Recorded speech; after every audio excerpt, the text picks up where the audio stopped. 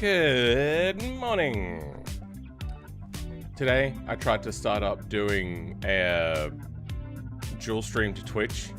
Turns out that for some reason it won't let me stream to Twitch, and I think it's related to the fact that I use AV1 encoding. I don't know if Twitch includes that.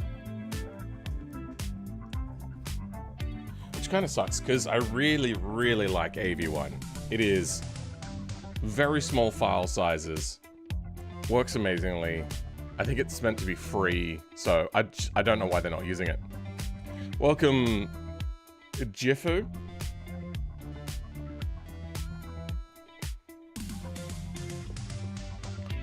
So, yeah, that was most of my futzing this morning. Started the stream, didn't work. Ow. Well, fuck. I'm gonna quickly look that up. Does Twitch take... can you stream to Twitch with AV1?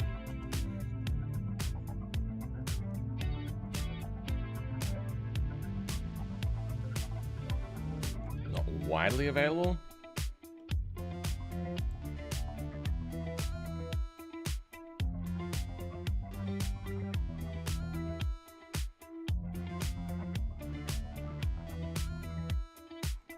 Let's go source twitch.tv.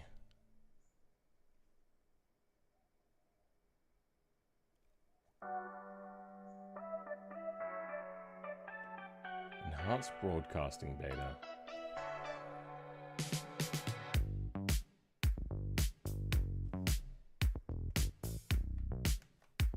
AV1. Oh, no, that's AV1. Okay, looking forward, in addition to giving live streamers more control, this beta paves the way for future improvements such as new codec support and experimenting with HEVC. Experimenting with HEVC? Really? That's old, bro. That's very old. When was this post made? 2024. Okay. In 2024, it was old. Maybe not AV1 was old, but that can't be the newest thing they have on that. I don't know if... I wonder if my computer could handle doing 2 encoding streams in different formats. What was the thing on the thumbnail? This is C1X's Hyperintentella. We make a scintilla mod that has the design for a Brabham BT62. Me? No. I mean, I tried to reach out to them when... I think it was just like slightly after this shit hit the fan with that company and then they failed. And I never got responses from them. They were actually like... I didn't know really anything about the Brabham company. I kind of really wanted to do a local company. Holden's Ford shut down, whatever. I wanted to do Elfin because I knew that they used to be, at least, South Australian. Turns out that they haven't been for quite a while, so I then found out that Brabham was South Australian, reached out to them, got no response. Then I went back to the idea of doing Elfin, reached out to them, and got a yes from them. But yeah, no, generally I'm not doing any copyright infringing stuff anymore. I did it like once, and I'm not particularly keen on doing it again.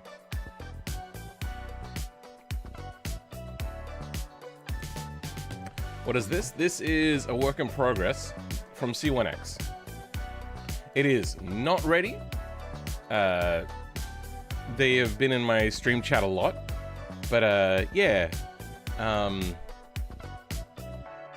This is something that they're working on. I don't know if I agree with it being all-wheel drive.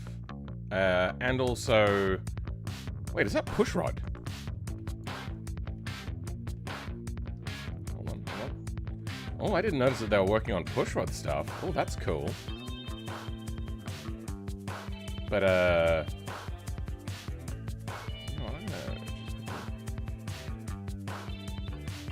it kind of looks like it articulates. At the moment, the thing is incredibly too fast. I feel that the tires are like twice as grippy as what they should be. Would you ever do an aviation mod? I did. I know you did the flying motorhome and the automation wings, but what about a delicate plane? Oh. So not the 2 aviation mods that I've already made then. But yeah, so this is a work in progress.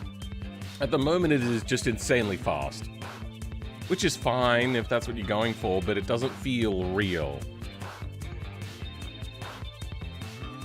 If you're going for unrealistic, that's fine.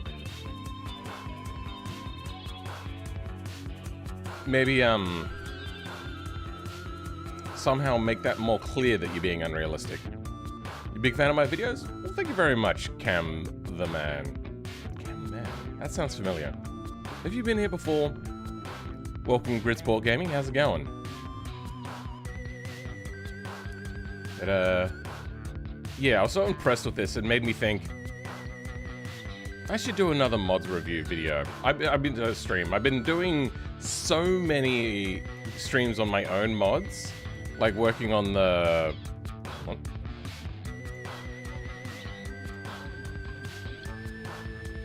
Working on this one for weeks, trying to get it up and running.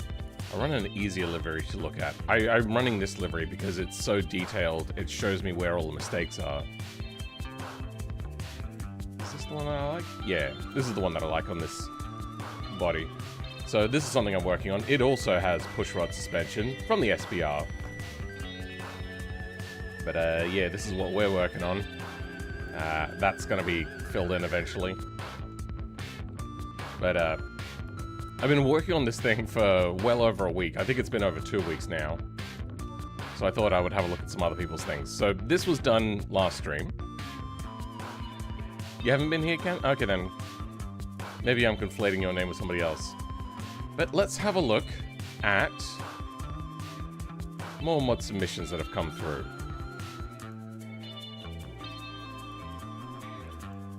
Have a look at this one.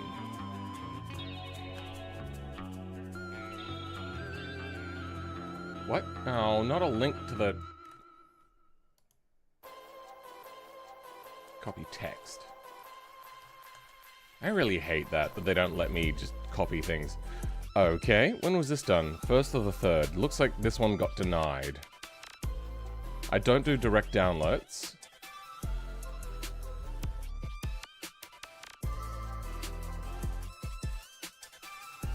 Which one do I want? Copy message link? Nope. Okay. What about copy link? There we go. But that changes. If I go here and copy link... Oh no, that does work. Oh, what did I do wrong then? I don't know.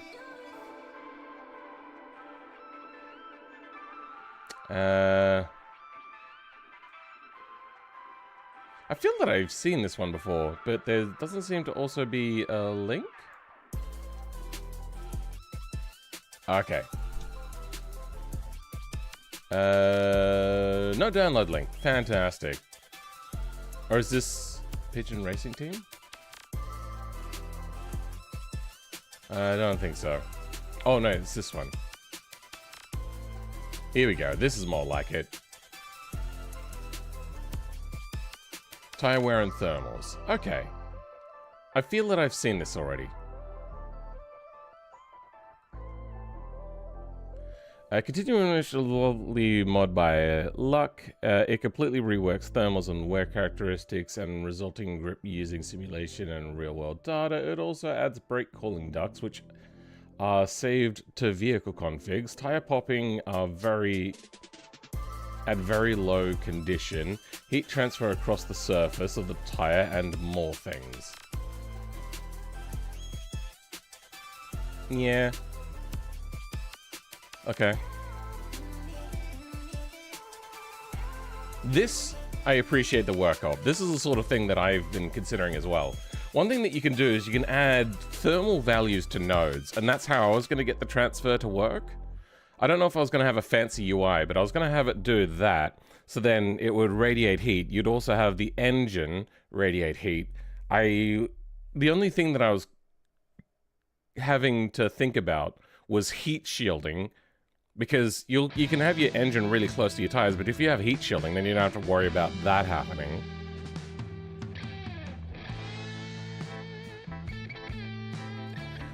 Modded the Brockle Moonhawk to make it like a modern-day Dodge Challenger to be alongside the Bastion. Most of what you're going to be doing there is 3D modeling and material making. If you don't know where to start, go to my YouTube channel, Phillman86 BeamNG tutorial. Yeah, this one. If not that, then documentation.beamng. There is a lot of documentation to help you with pretty much any step of the thing. Go to the Autobello kit car tutorial. This one will run you through the entire project on how to work with existing things, make your own models. It is a very basic sort of model that you'll work with. I did a video on doing this tutorial, and then I fucked it. But there's a lot in here. I wouldn't suggest using their JBeam editor for Blender, though I would go to their official thing. So BeamNG forum Blender plugin.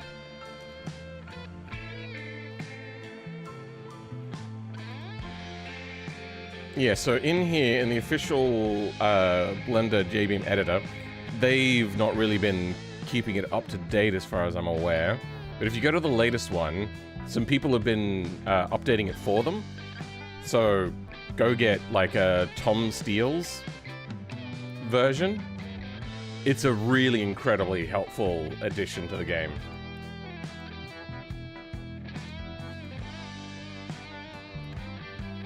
Alright, well, let's move on. Oh, basic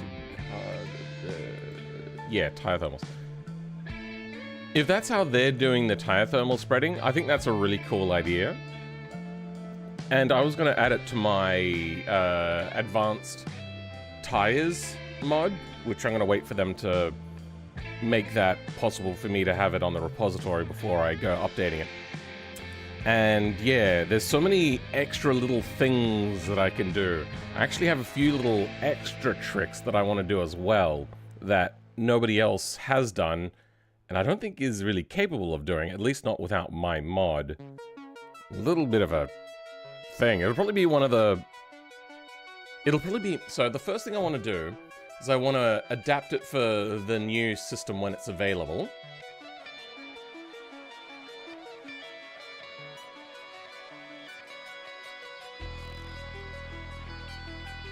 Then what?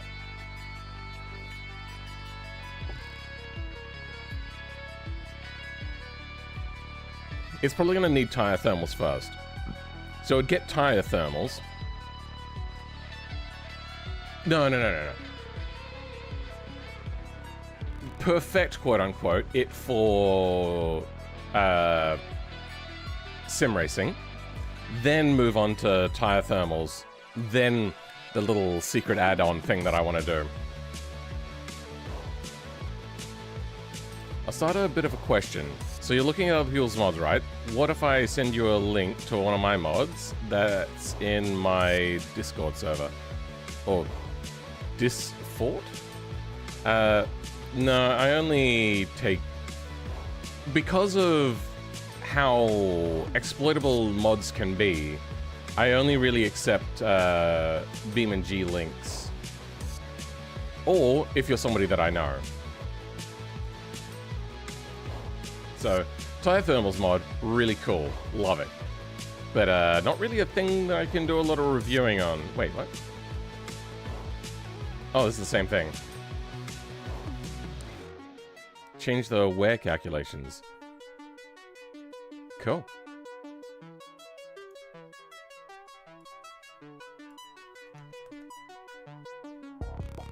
Because when I know that things have been through the repo, natural tire physics, road and track and dirt.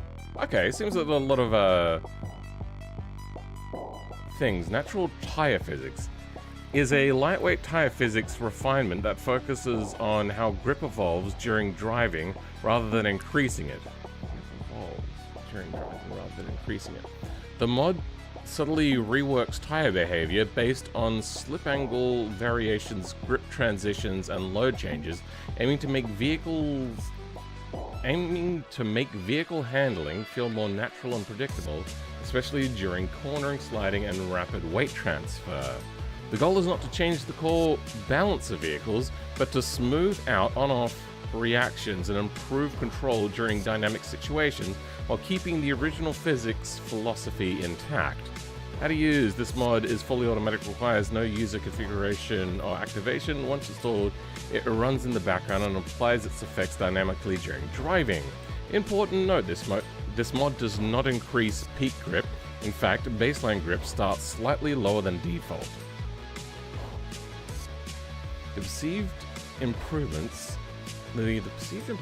comes from progressive compensation inspired by modern simulators, allowing better control and natural responses during weight transfer and grip loss rather than simply adding traction.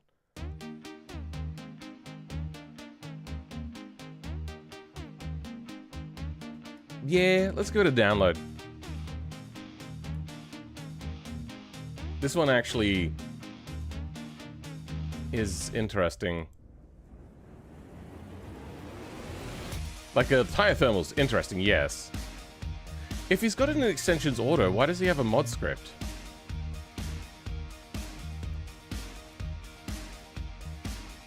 flashbang me.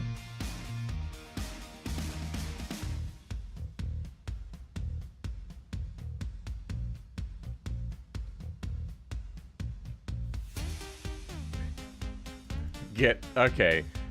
I see how they did the get ground model. Okay. Yeah, fantastic. Alright, you know what? Yeah. Then let's...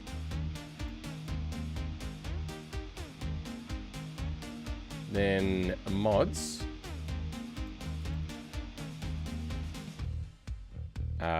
Probably have to deactivate and reactivate.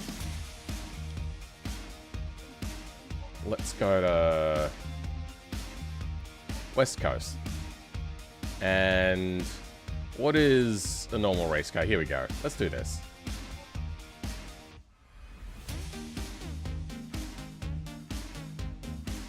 I posted 2 of my links that are actually on the repo, but honestly, that's actually really cool that you're doing this. I do this occasionally.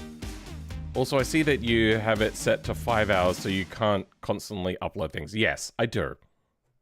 What I really didn't want is the last time I had one of these threads is people were having conversations in there as well, which then meant that I had to scroll for like 15 minutes to get to the next thing.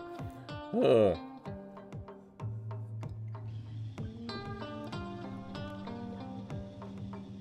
Okay, you know what, actually?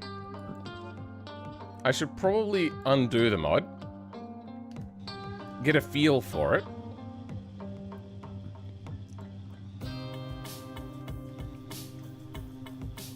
What's the volume of this like? That's pretty loud for you guys, but it's not loud for me.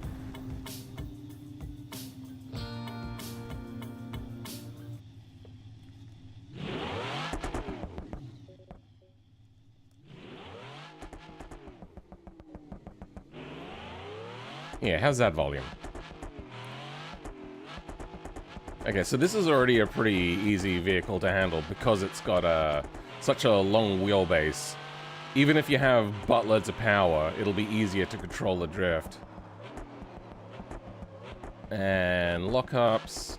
We're gonna do at least a couple of laps of this.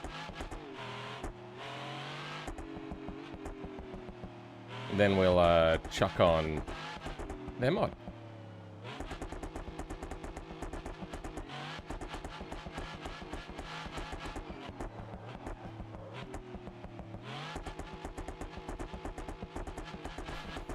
God, this thing is doing so many cracks and pops. Oh dear, oh dear.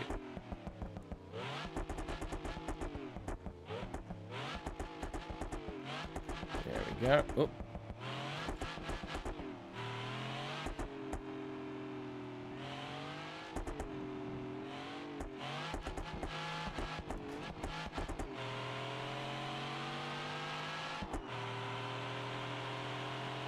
Yeah, this thing...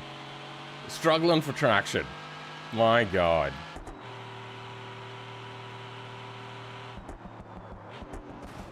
Oh dear. I broke something. What did I break? Oh, okay. It seems to have not liked the curb that much. I should probably sit facing directly towards the screen for better control. Now, I wonder if they've got it set up with sim rigs in mind, or if they also consider controllers. Because they do, you do drive very different in them. Okay.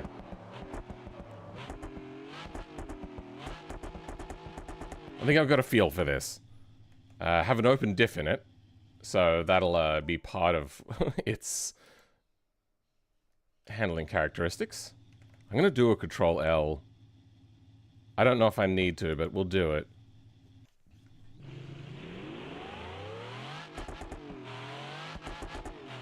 Okay, it feels like it has more acceleration. Oh, a lot more understeer. I suppose I'd have to tune the car for it, but we just want to feel the difference.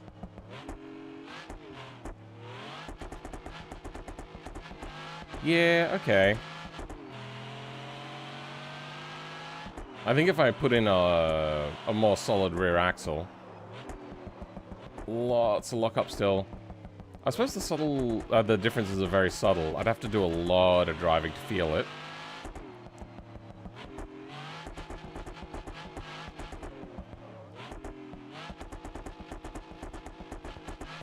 It's peeling that one wheel like crazy.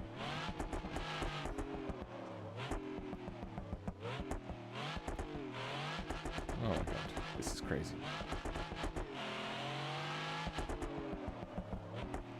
Yeah. I'm gonna do a few laps with this, then go back to natural. You know what, actually, I'm gonna put in a stiffer diff to see if I can actually get it to kick out. It's got a limited slip, but apparently it's very piss weak. Power lock rate. Additional locking torque, proportional to engine torque. Alright, let's turn that up. We'll leave coast fairly low.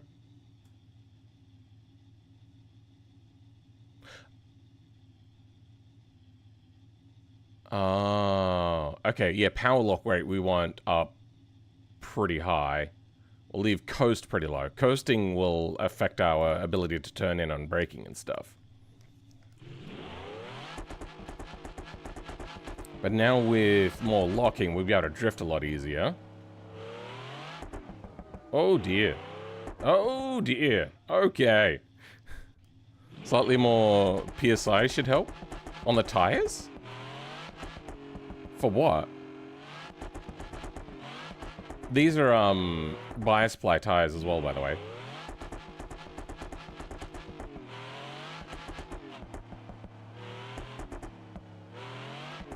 So they're meant to be really low. It's really kicking out sideways quite brutally.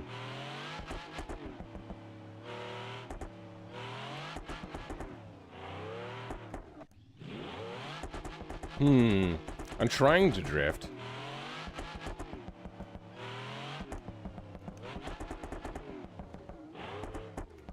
It's like it gets into a terminal drift state. Let's try deactivating it and see what it handles like. Okay, just do some reloading.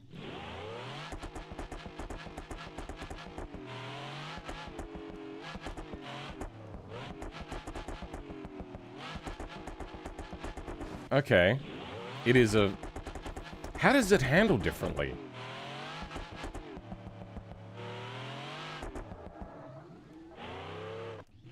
Okay. I'm trying to just do it inertia only, no handbrake.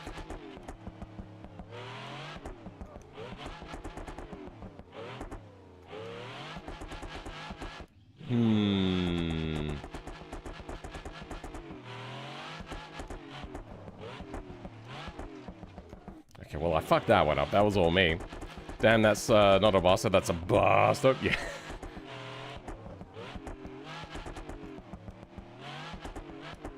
Oh, wait. Oh, no, that is a handbrake. Okay, no, that was working.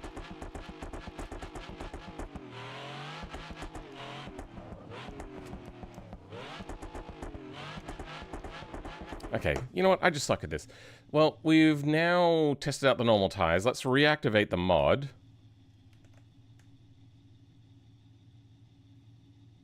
There we go. And Control R. Good.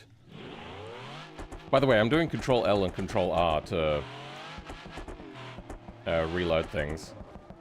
It kicks out so much easier, and then it just starts going sideways so easily.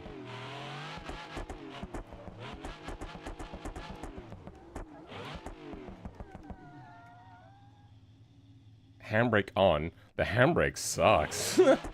Oh my god.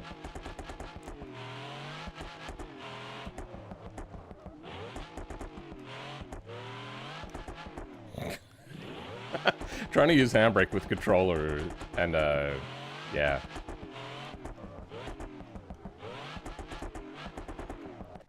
It's just it's okay. You know what?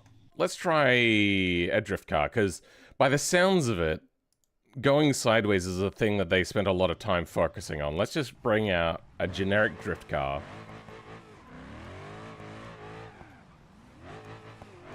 Now, I've never been able to drive these. Okay, when it gets to like just before the terminal angle, I can feel it hesitating before going too far, as if something is happening.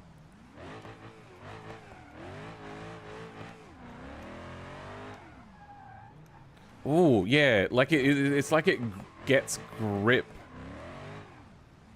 just before it starts to go terminal, but I'm putting too much inertia into it.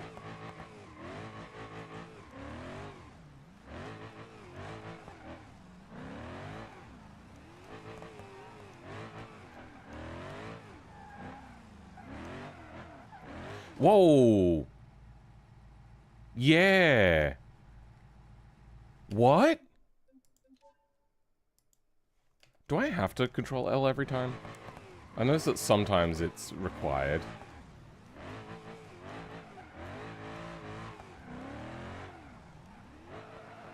Yeah, okay, this does feel immediately different, but just to be sure, because I'm also numb, I don't do a lot of drifting in BeamNG. You need manual with clutch? Yeah, I know. Oh no, I can clutch kick already.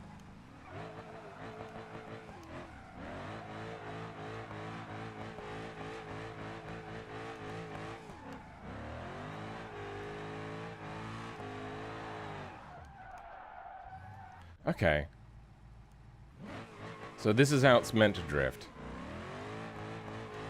Do the drift tires have a specific controller or not?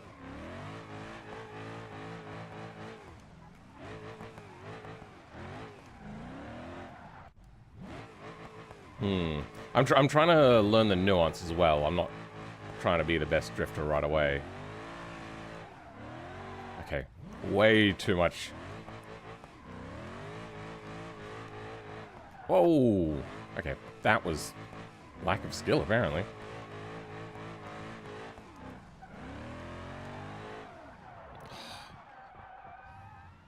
This thing goes way too easily. Welcome, Soul. How's it going? Damn it. Let's flip back.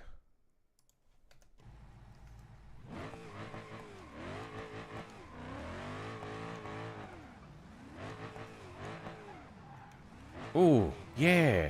It's doing some weird stuff. It's like it's hesitating to go sideways. I don't know if it feels natural, though. I would be more inclined to say that it feels like it's trying to save me as I go really wide on an angle. Inspired by modern simulators. I don't know if I would really blanket statement all modern simulators to be quote-unquote good. How do I change that balance? See, this song is really loud to me. The game was very quiet.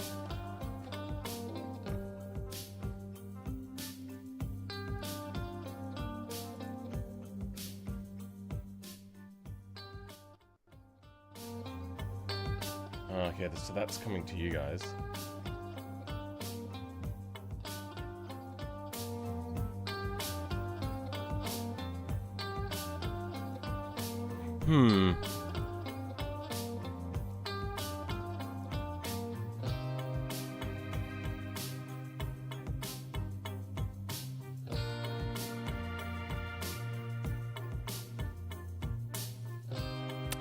I don't know.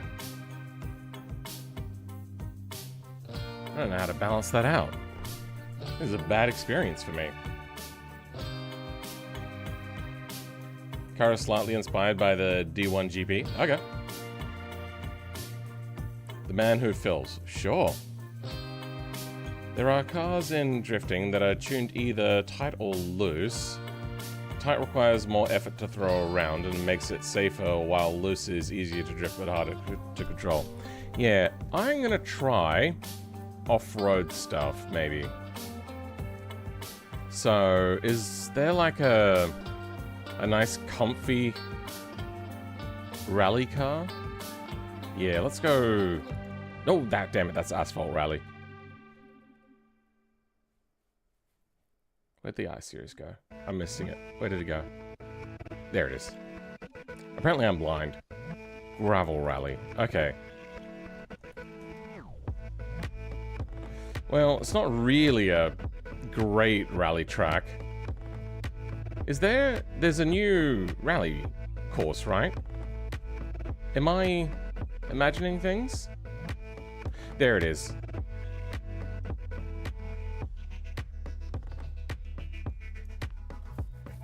Let's try this. Is this all-wheel drive? Kind of doesn't feel like it.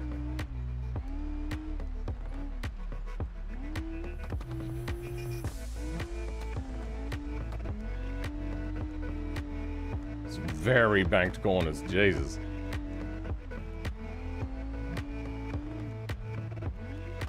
It's very savable. Like, it feels very controllable. I'm gonna have a look. Is it all-wheel drive?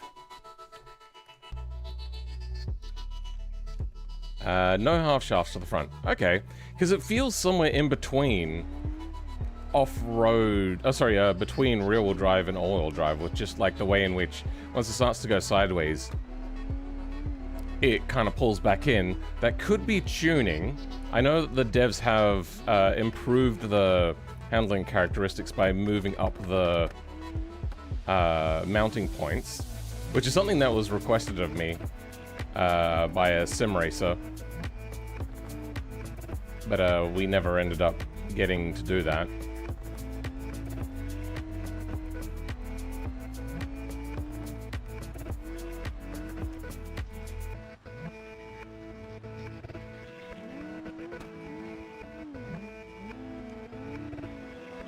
Okay, now let's try without the tires mod.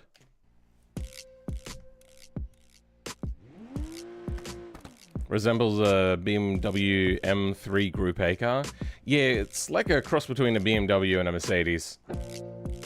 Could use dirt track behind a shuffleboard that leads towards the highway. It's more level surface.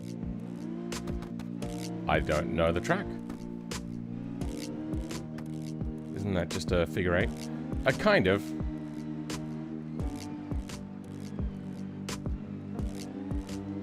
I feel that I have more power in this configuration. I don't know. Maybe it's less grip. Yeah, maybe I'm just used to how the default tires handle, but this feels more natural to me.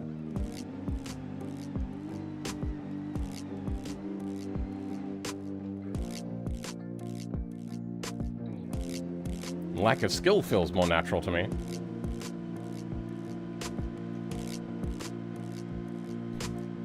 There we go.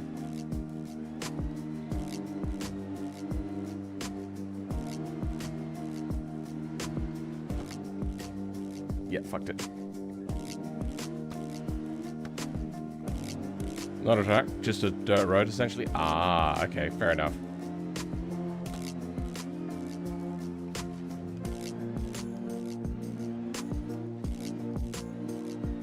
Yeah, I don't know if I would call this mod natural tire physics. I would say that it's tire physics tuned to how they like it.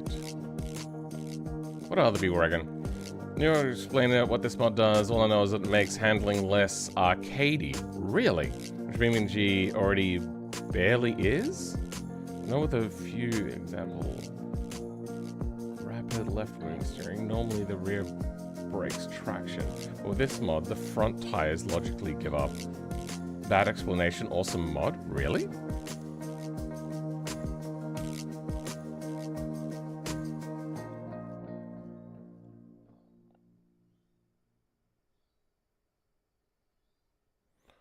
On the tire load side of things, that plays a big part since now suspension really matters. Cars feel more predictable.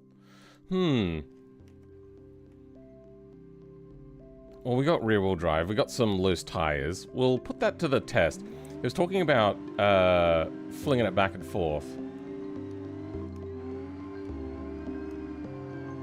So what would happen? If you're going at like 80 kilometers an hour, you're ripped kind of right, though the steering does gradually change.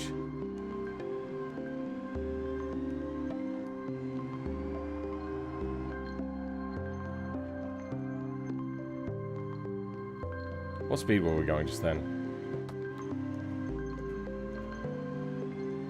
About 80? No, I feel that's kind of right. Let's go all the way to the right and turn left.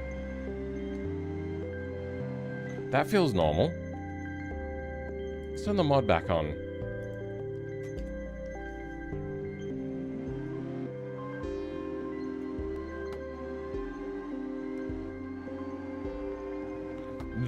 It started to drift.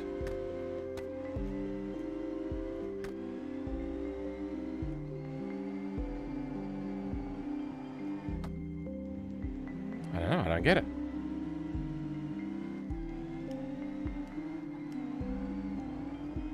Yeah, I don't feel it. I am not attuned well enough to be able to feel that. Somebody has pinged me in the middle of a stream. Fee fi fo fum.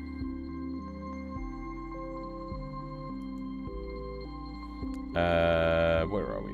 Mod submissions? Yeah, here we go. Alright, so that's tire thermals. Somebody else just posted some things. Big roof bus, alright.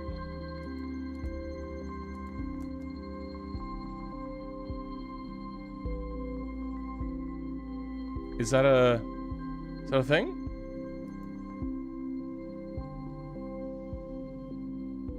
And do they normally also swoop up like that? What's the normal bus look like? I do know that vans have a thing where they lift up like that. Where is the bus normally? Here we go.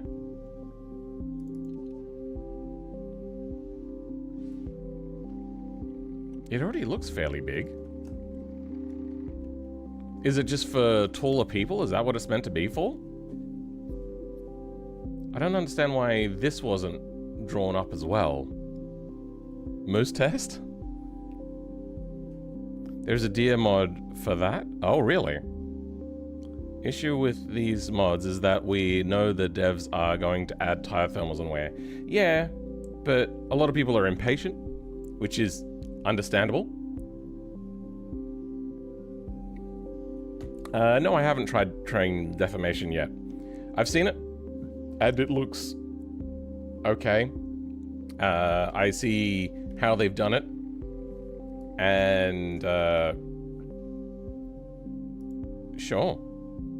Limo chop top. Ooh, okay. This sounds interesting. Oh, that's not a chop top. That's a convertible. This kind of sounds like what Richard Hammond did.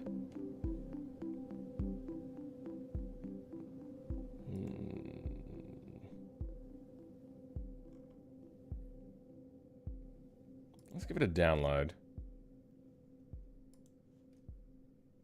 No, I didn't want to do that.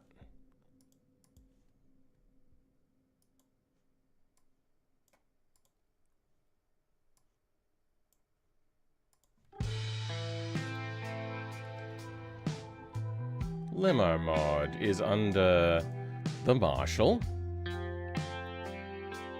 Do I have to deactivate and reactivate it, do I? Oh wait, no, hold on, I think I just saw it. There it is. Why didn't you take a normal picture? Now, there's one thing I noticed. Has he filled in the gaps? He has not filled in the gaps. Okay. So when you're in Blender, let's bring out... Do I have the 3? I do not.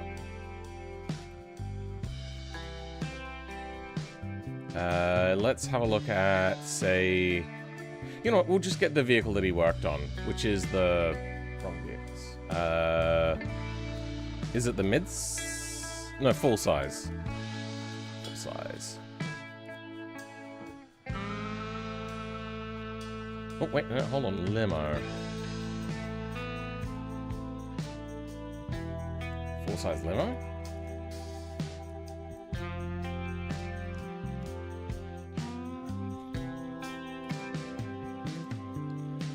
We got just... Oh, okay, this is all separate parts, is it? Oh. Ugh. Fine, alright. Wait. Oh, that's funny. If I hide that... Oh, okay, I didn't need that anyway. What is that? Vinyl. Oh, okay. So when you go in here, I think I see that you cut along this line, but we'll have a quick look again. Nope, you went one up, so you cut a button. What the hell is happening to this song? Why is it so incredibly loud for me? There we go, that's much better. When you're in, you then, like, select here. You want to do it in squares, but, so here you can see that this will make a perfect square. Hold Control and click. Sometimes it won't be able to find the path. There's many different reasons to why that'll happen. Then you just hit F. Then do the next thing. It could be a square or a triangle. Squares are better to work with, but...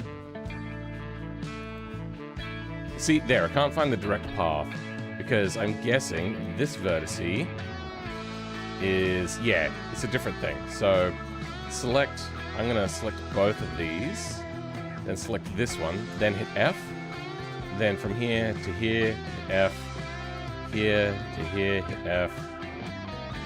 I'm gonna turn that into a triangle, because that'll be easier. Then, sure, why not? And you, and you. Oh.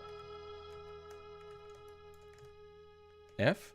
Now, you'll see that this is all soft and rounded. What I do then is go into Edge Select mode, which you can activate by pressing 2. Go along here and do the same Control and click, and it'll select along the route, or just Shift click if you want to do it the more conventional way.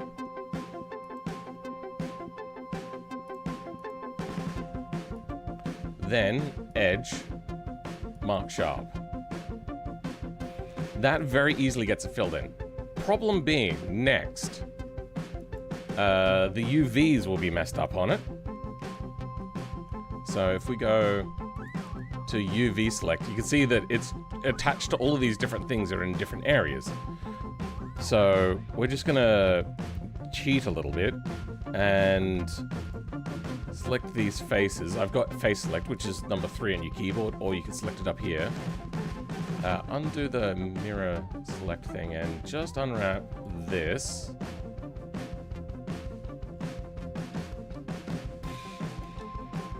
Pressing L on something whilst hovering over it will select everything of the same group.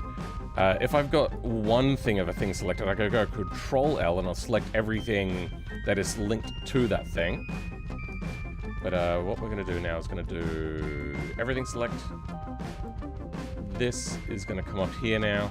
You have to unwrap this separately before you can do things. But I'm going to stick it right in here. So I know that the model probably went this way. And just going to stick it in. Done. Now, that will have an extension of the material on there like it's painted. Now, if you didn't want to have sharp edges on here, I would go Edge, Clear Sharp. Then I'm going to deselect all of the interior ones and just have the boundary select ones. I'm guessing you do want it to... Oh, wait, hold on. Edge select. I had it on face select still. Oh, we can reselect those. There we go. Here, you can go Control B, and that'll open up a bevel. Then down in the bevel settings when they come in, I'm going to set that to 2. And then I'm going to set that to fully sharp. And then we get a softer edge. Just as an idea, you don't have to use it. If you want it to look hollow, however, then what we do, now that we've got all of this interior face stuff, we go back to the face select mode. And select these. And extrude along this axis. And just shrink it a little bit so it fits in easier.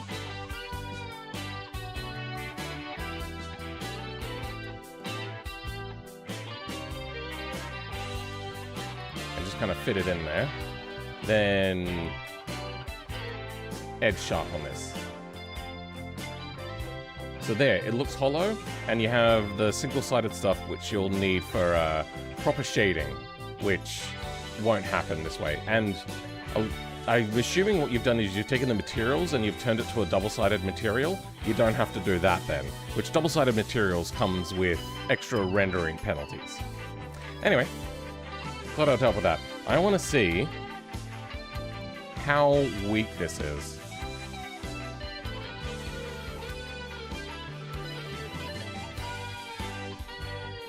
Well, that's not going to be really strong. There we go. Yeah, whatever. And around here.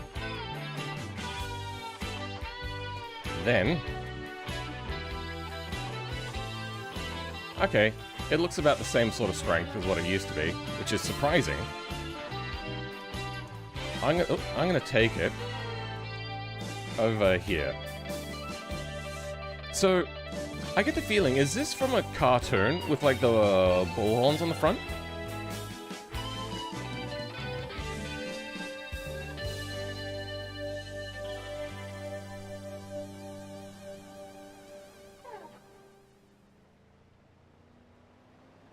It doesn't seem super slow. I just want to see it flex and bend. It looks like it's already flexed and bent a little bit. Yep, that is definitely flexed. So one of the things about limos, if you don't know it, is they have to be massively reinforced in real life. And a lot of the strength comes from the roof. Just a lighter way of doing it. Love it. Okay. Then what about the regular one? Is the regular one that weak? I've not really driven the limousine. Oh, the bullhorn was a thing that was on this one normally. Music a bit loud? How's that? Reminds you of American Top Gear? Oh, is that meant to be offensive? I don't know. I just know that most other variants of Top Gear that didn't have the iconic 3 all generally tended to fail and be not very good. And Australian Top Gear in both iterations were not good. It's because they don't understand what it takes to make a good Top Gear show. They go, here formula, use formula. And then usually what will also happen is they go, but be friendlier to companies. Yeah, that is a lot stiffer. Still bent, but yeah, a lot stiffer. So, they just, yeah, they don't get it. And then they end up just making the most mundane, boring stuff. Alright. Next mod.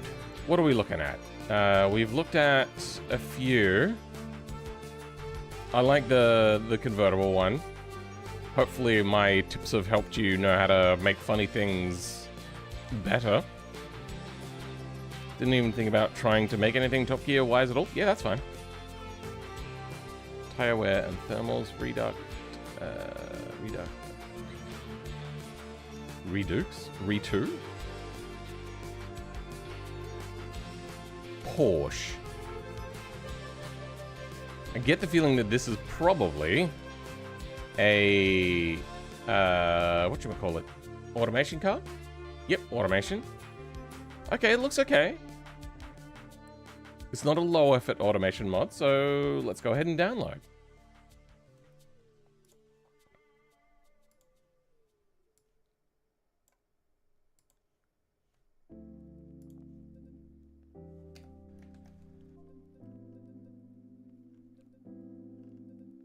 That's right.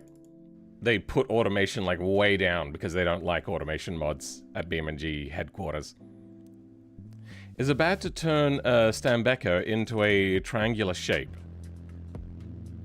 Stambecker.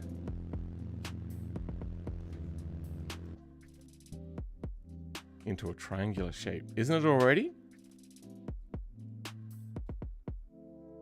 The audio is still... can't hear it.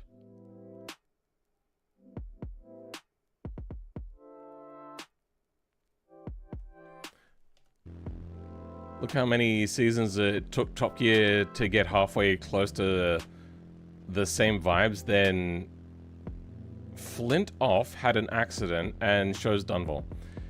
I tried to watch the new British Top Gear, and it just wasn't doing it for me. I don't know. When did they get good? Also, the Top Gear with the iconic trio didn't start off good. It was okay. But, yeah, one of the things was they weren't trying to be endlessly positive. They were fairly honest, except about their biases. Yeah, I'm noticing the lines on these headlights are fairly sharp.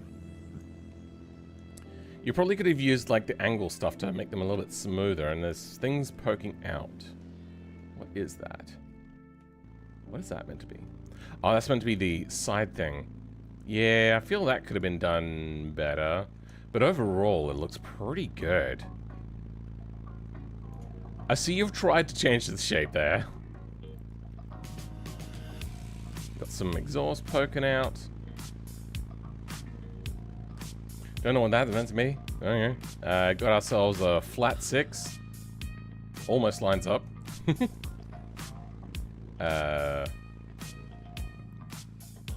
Okay, have they done much animation? Okay, they have not.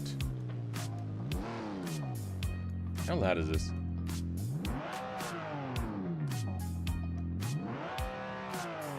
Weird, the volume doesn't change.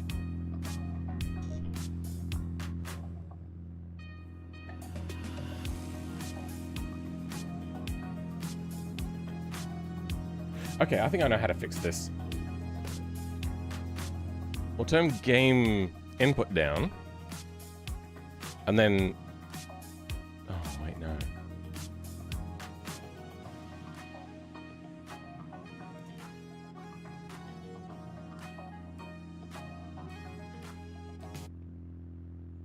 I can't hear it. Why can't I hear it?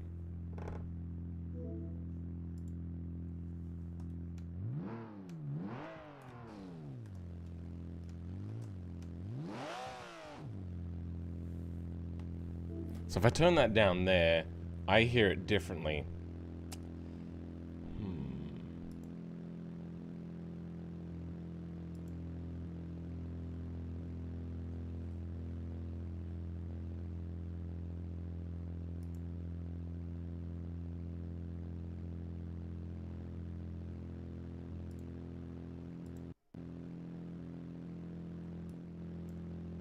Weird.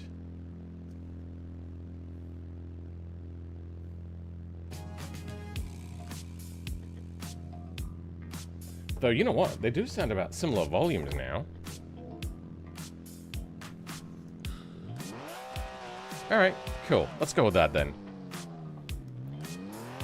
So it's fairly jiggly. Have they animated the steering wheel? Okay, they've at least got the steering wheel, though it is glossy.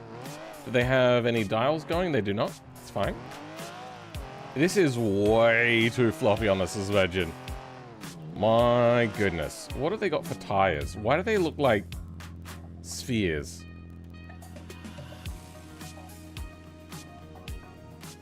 Weird.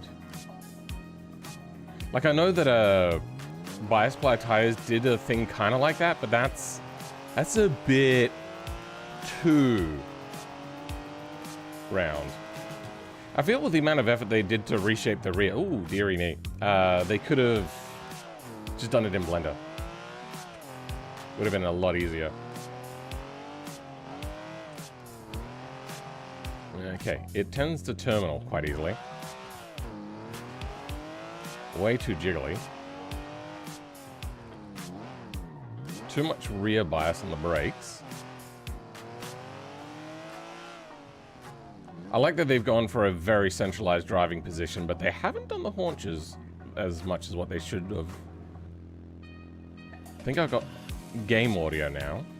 Missing the GT40 and those two remaining unnamed. The music was overpowering? Oh. So it wasn't just me then. Yeah, there's something going on. This is way too jiggly. Why? Okay, it looks like they've gone through and tried to fix it. Or is this the new system? This is not the new system. Okay. I don't like the new export system.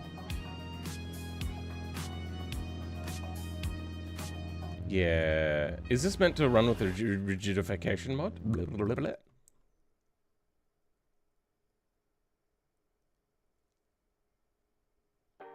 Tire textures, aftermarket engine sounds for this mod. I thought it sounded a little bit raw.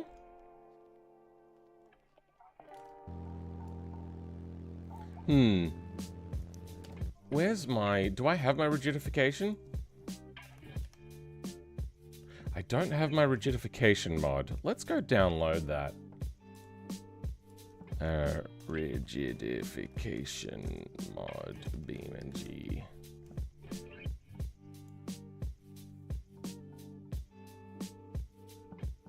Actually, you know what?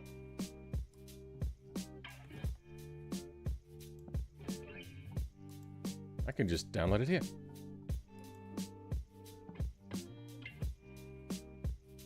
Apparently I've already got it?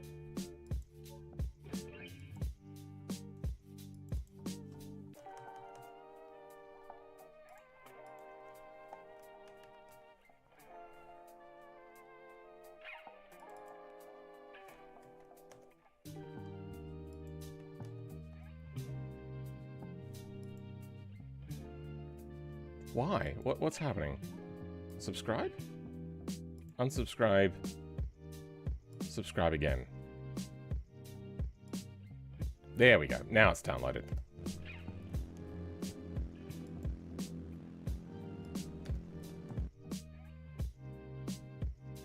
God, automation cars take that long to refresh? Damn. I don't think complicated is gonna work. Oh, compatible. We'll go with simple. No, that seems to break. Alright, let's go compatible mode. Yep, that seems fine. Much better. There we go. Still, the suspension is way too soft. This thing arcs like crazy under acceleration. Oh, it's still a bit jittery, but at least it's not floppy.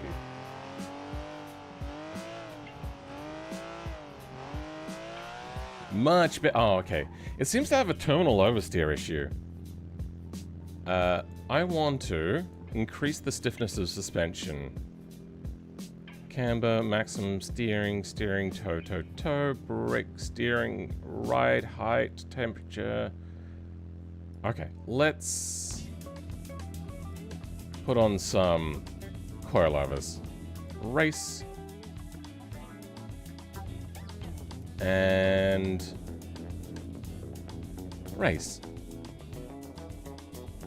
Very interesting design. Sure. At least it's not floppy. That's what she said. Oh god. Wait, what is it like now? Nah, still way too loose.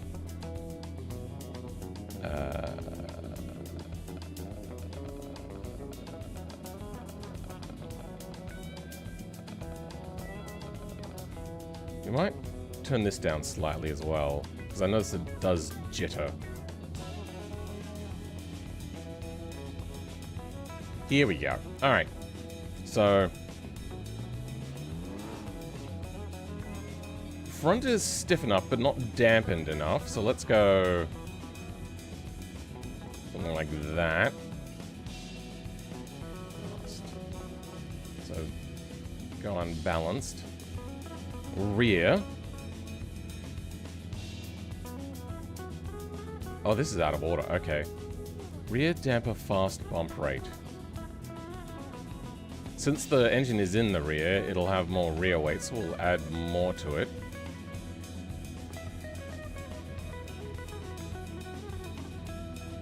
Rebound rate. That seemed fine. We'll turn it up a little bit. And then rebound rate, which is on the extension rate. We want a lot more of that. I haven't looked at the roll bar, but we'll check it out. What? What happens there? Oh, is this McPherson strut? Oh, okay. Oh, okay. Well, that's, whoops.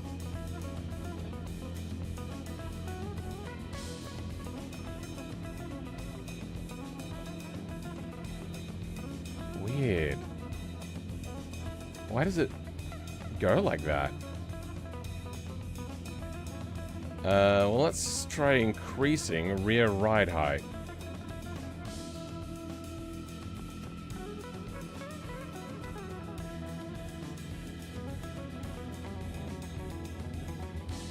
Rear ride height offset.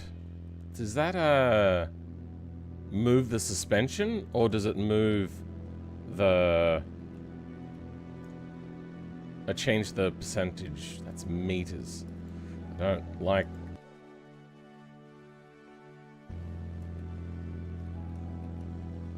Still seems in the center of the wheel. But it's lifted it up a lot. Half a meter?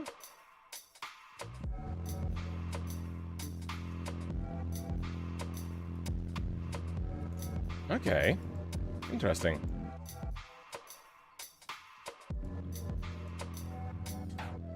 I don't know how that works. It seems to be fighting some sort of compression problem.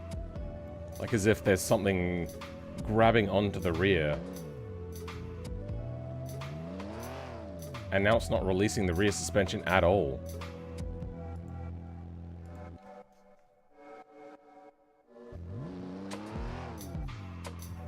What is grabbing the rear suspension like this? What's causing that? Is it my rigidification mod?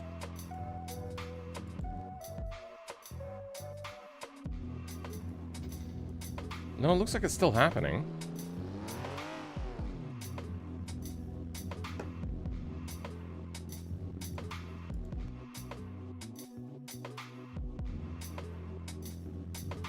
Weird. Spring rate seems very low, but I don't know the weight of the car. It's also very much to do with the geometry of the car as well.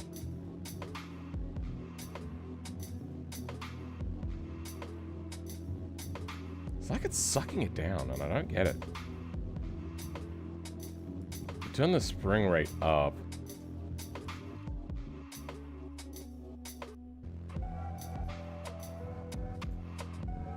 Or is it because the front is maybe raised? Oh, did we somehow raise the front up by making it stiffer? I don't know.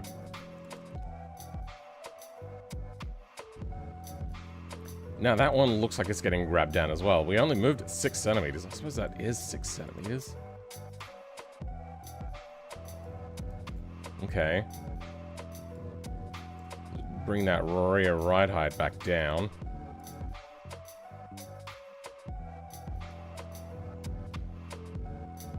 Yep. Okay. I like the fact that they didn't go, oh yeah, no, we have to put the wheels right out on the edge of the vehicle. That's not how they did it back in the day. They tucked those bad boys way under the fenders. Okay. I don't know whether the handling's better or worse per se, but it feels more like an actual race car. I'm not getting any movement in the rear now.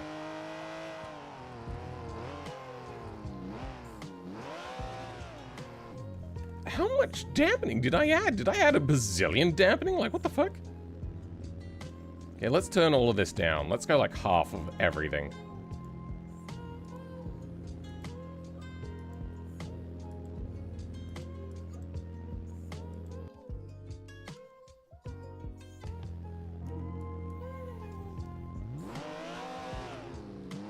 Okay, now we're getting just a little bit of movement, which feels a lot more natural. Oh, yeah, it's very loose.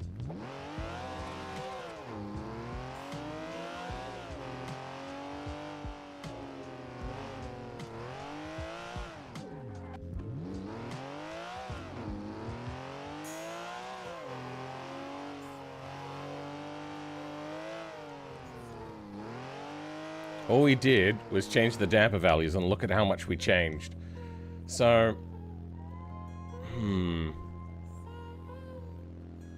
let's decrease the rear on its... Hold on. Was I having problems with corner entry, mid, or exit? So brake and turn in is fine. Maybe a little bit of understeer. Then on exit. Okay. So we want compression softened. And so that's like bump. Rear damper bump rate. We want to be softer. And rebound rate.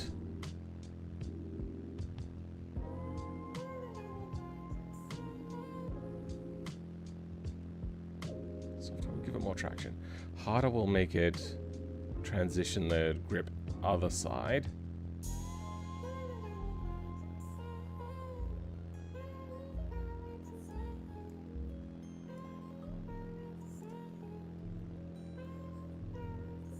Rear damper fast rebound rate.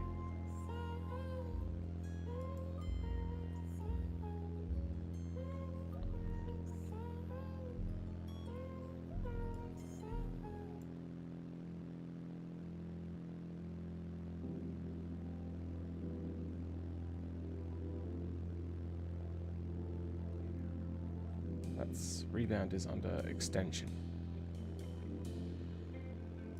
Okay. We'll leave that as it is for now. Try to fix one problem at a time.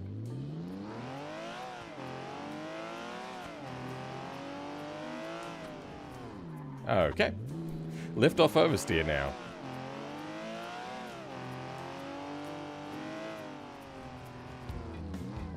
Lots of lift off oversteer. So that means under extension on the rear. No, we want a stiffer front. Okay, that's what we want. On compression, so bump rate, we want this to be stiffer. More on that one.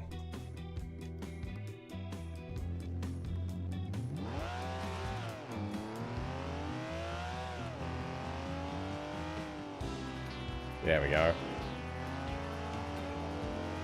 And understeer towards corner exit, which is kind of what you want. Ugh! High speed and stability now. Fuck. Oh dear.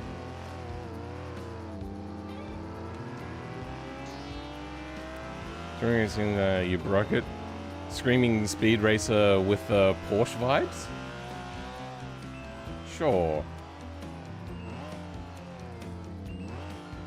There we go. It's a lot better at handling now. Oh, I say that. I think this would be very good on, what do you call it? Simmery. Overall, I'd say you've got a visually decent thing. Handling-wise, not so great. You didn't fix the jiggling at all. I think I wrote... Did I write in my mod that you're allowed to just stick it in your own?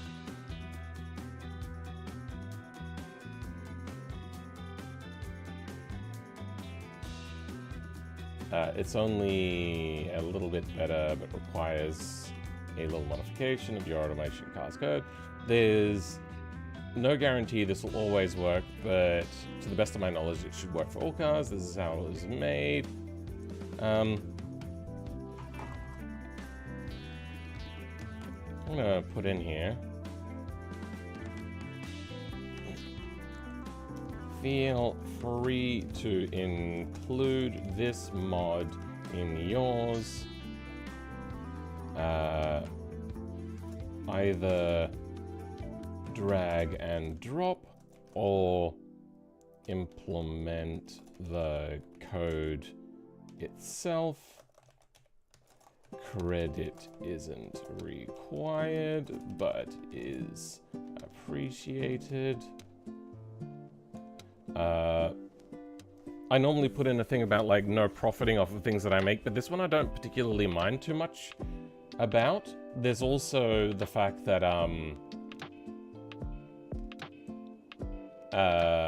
you're not allowed to make money off of selling automation things.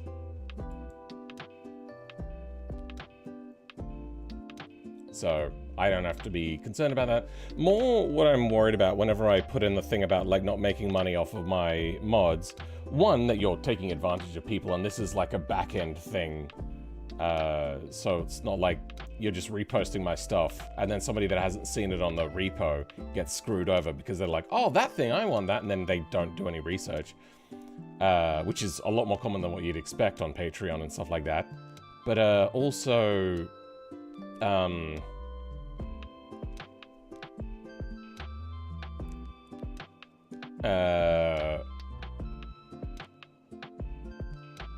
I can't remember where I was going with that. Moving on. Next mod.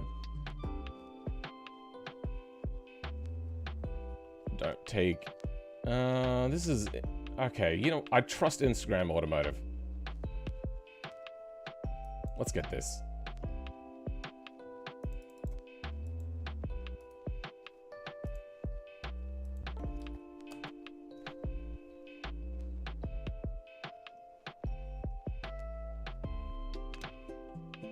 Okay, file seems to be missing.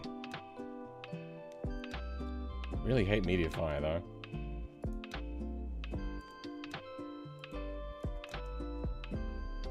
Now I think I've seen this one. Have I used this before? When was this? The 8th. I feel that I have. But you know what? We'll give it another try. I do trust Sauerkraut. So we'll go with...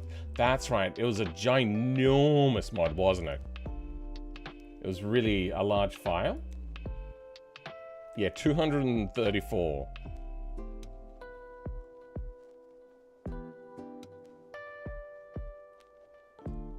That's actually really cool looking too.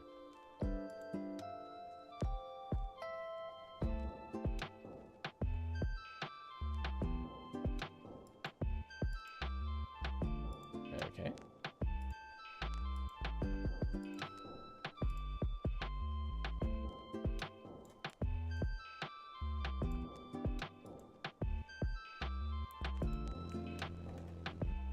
Shitty company aside, I think this Ferrari looks fantastic. Well, I probably can't. My car mods are on the forums. I'm surprised he got away with even using the name Ferrari. Did he use Ferrari? That seems to be the correct spelling for Ferrari. Oh, wait. No, he didn't put the Ferrari on the forums. That was a direct download link. ITBs, twin turbo. I wonder if this has the right amount of power. Fully tubular exhaust, but that's to be expected for a car like this. That's pretty cool. They haven't decked out the engine bay though. I thought normally, doesn't Sauerkraut do that sort of stuff, or am I thinking of somebody else? Got that. No pedal animations. No shifter animations. Okay, so I must be thinking of somebody else then. But I do know Sauerkraut. I do trust Sauerkraut. The intercooler's on the front of the F40, really? I don't know about that. Wait, what suspension do we have here? Double wishbone. Got 4-pot in front. Double wishbone and 4-pot again. Sure. Is it the best F40 replica? No. These lines here don't match up. But is this a good one? Oh yeah, I agree. I think it is. Now, yeah, I made Chinese Volkswagen again. I mean, the Chinese do so much knockoffs of other cars that I think that you'd probably... Look how... How do I say this in a non-weird sexual way? Non-floppy? Look how rigid it is. Not to hell. Oh, this thing just kicks out. Oh, dearie me. What's the collision mesh on this? It looks fairly clean. I don't know if it's been modified, because it doesn't include the rear wing, but who knows. Chinese Volkswagen, real Volkswagen that tailored into the Chinese market. What was it, the Grand Tour, they showed some Chinese knockoff things, one of which was, what are they?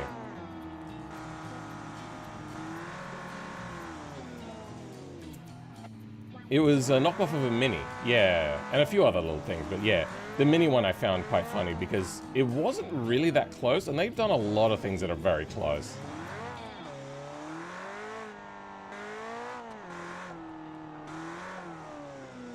I do know that they make vehicle-specific versions of things for the Chinese market.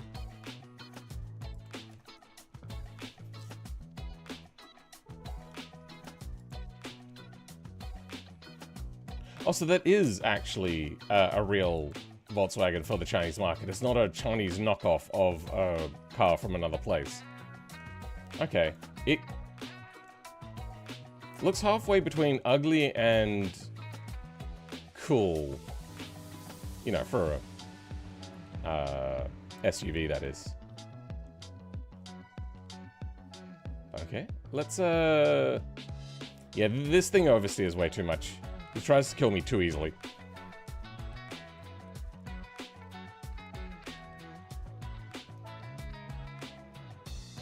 I can't hear this.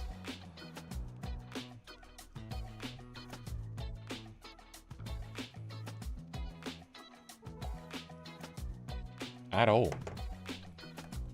Alright, let's go to Audio. Oh, it's turned all the way up. Power unit.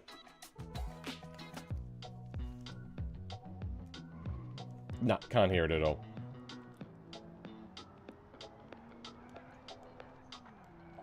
Oh. Oh, no, it's all-wheel drive. Is it? I see... Yep, I see all-wheel drive. Whoa, hey there. Is that actually the position of the engine? I don't know about that. What year is this?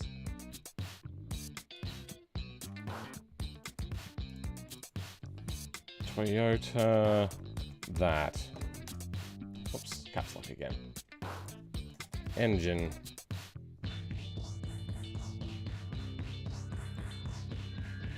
No, that is definitely in front of the front axle. It does tilt backwards to that area, but that's definitely in front of the front axle. And you've got it in the middle. Kinda cheating. Realize I have an automation car that handles insanely well. Doesn't have interior though. I'll just mark you down on points then. Ooh. The side skirts on this are pretty chunky.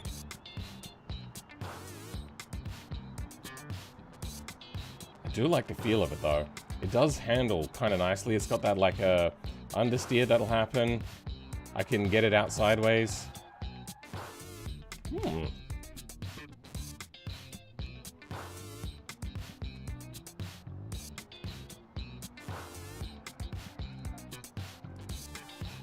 It feels very natural.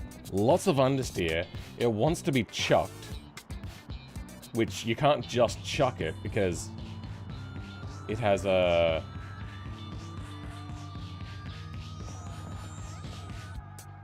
Trying to drift it.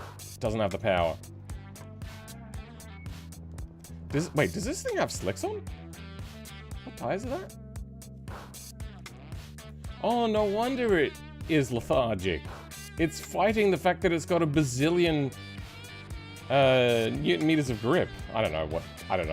How do you make a unit of grip? The friction coefficient is a bazillion.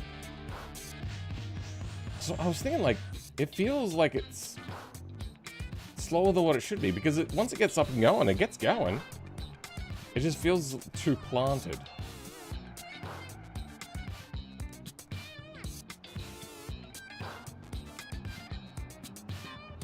Can I submit my crappy automation mod that handles all? Yeah, sure. Put it in the Discord, but it has to be a whatchamacallit link, a repository link.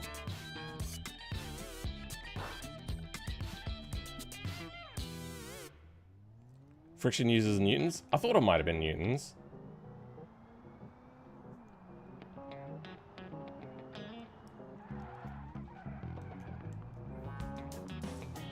Yeah, this thing has too much traction, but fairly good. I don't know why you didn't put them all under one config. Sure. Let's go the asphalt version.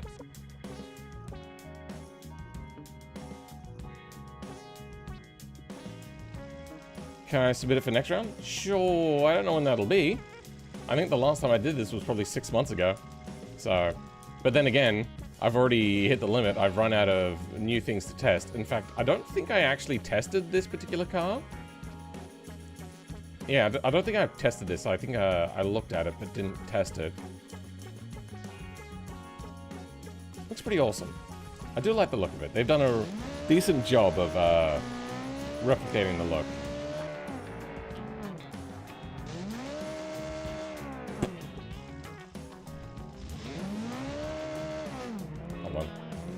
They have acting pedals? They do have acting pedals. I thought that Sauerkraut did active pedals and stuff. They just didn't do it on the street version. So I pretend I didn't do that.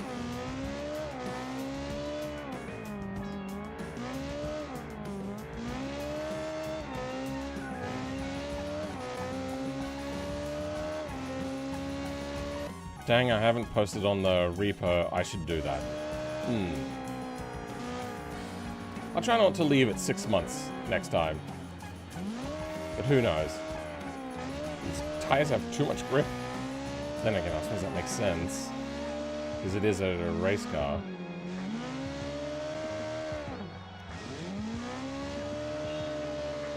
Yeah, automation cars and BeamNG really, really love all-wheel drive.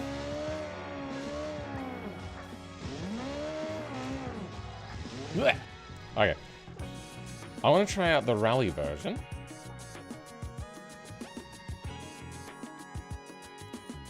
And we're going to take this over to the gravel.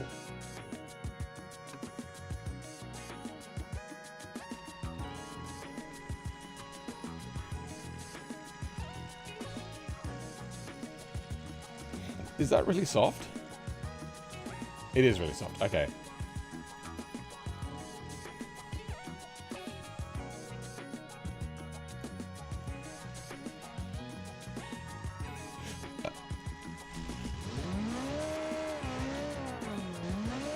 Okay.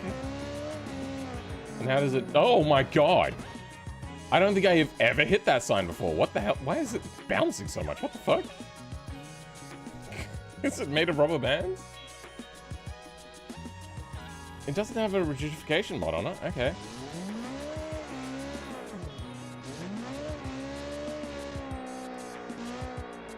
Why does it jump so high? What the fuck?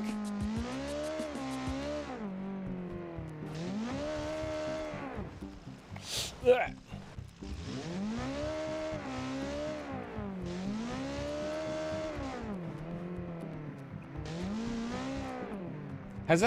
Is that a normal thing to have happen? That's way too easy to go into that sign. My Era 9X mod is require some core hybrid mod to make it drivable, by the way. Sure. Usually you'll list dependencies or just include the dependencies in the mod and ask for permission to do that. Philman does Group B. I mean, I've done it before. I think if I was to do anything from that era, I'd do Group S, not Group B. Because Group B is just, I mean, it already is in the game. It's just a heckin' chonker's car. With about, what, like 500 horsepower and lots of turbo lag?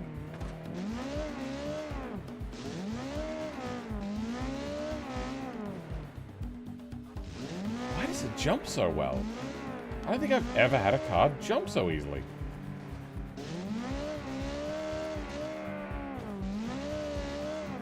It's like it's really super bouncy. Maybe it needs more... I don't know if... did cars back in this era have independently tunable bound and rebound rates? Let's start a rally with my own car.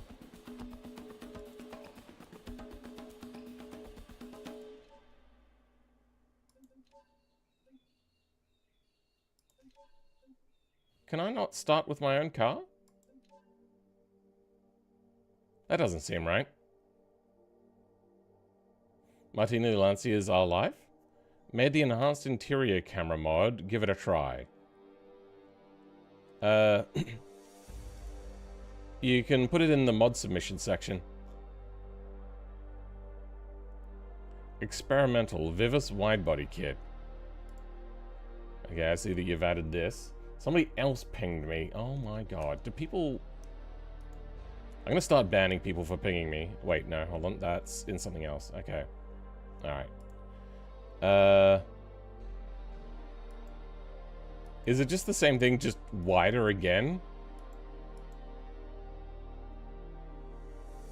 That's humorous, but okay.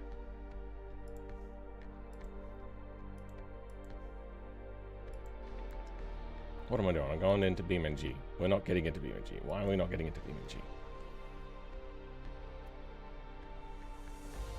Kind of sad that Honda axed a Flea 1. I have no idea what that is.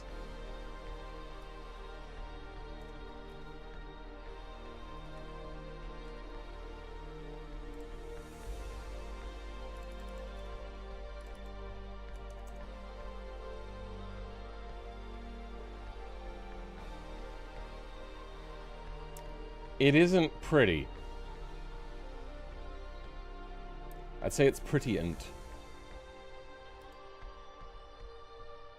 Yeah, that's gonna be a no from me.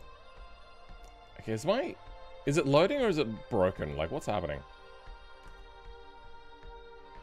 It's not proportioned well. It's also probably not particularly aerodynamic either.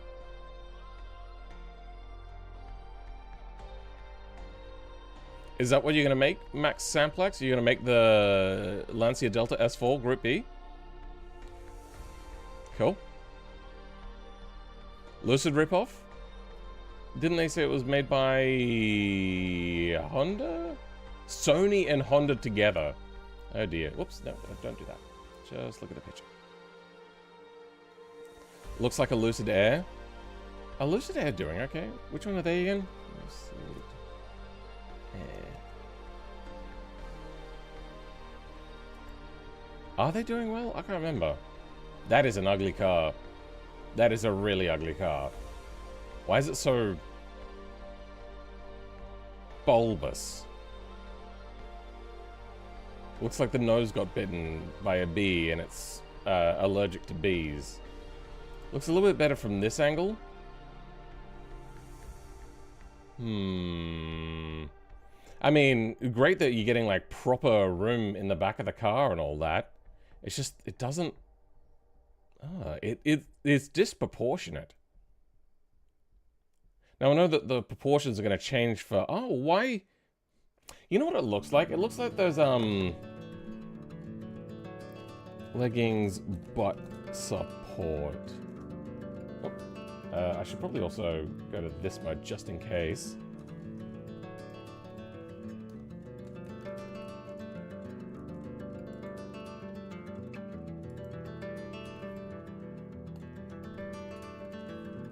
It looks like these with like the butt support on it, the women wear. Wait, no, where'd the image go? There it is. That's kind of what that looks like. Like the thing to make their butt look more pronounced or whatever. That doesn't look right. That's gonna be a no from me, bud. This one also doesn't look right. At least it does a good job of making the weird proportions of like the big back end cabin and the short front nose look like they're meant to be there. I just don't like the front end. The really tall and then like the very short angular front to headlight sort of area, it just looks wrong. If they... I mean, they don't even have to soften this round bit off, just like skew the headlights to be a little bit more a part of the front of the car as opposed to the top of the car. I think that would look a lot better. It looks bad from this angle. Everything I said I take back from this angle. Other angles is not so bad. Your car needs a BBL? Looked like it. If you had to pick a 60s car, what one? When did the P1800 come out? Probably that.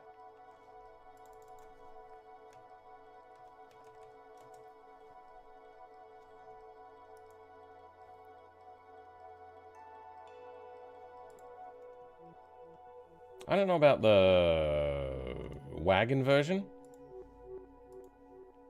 Never been a huge fan. Year is 1960? When does it come out? 1963. Finally be moved to our hometown of Gothenburg? Yeah, so we're in the 60s. That's probably a 60s car I'd go with. I just entered the stream. What is that? What is what? This? This is a Volvo P1800. It's one of the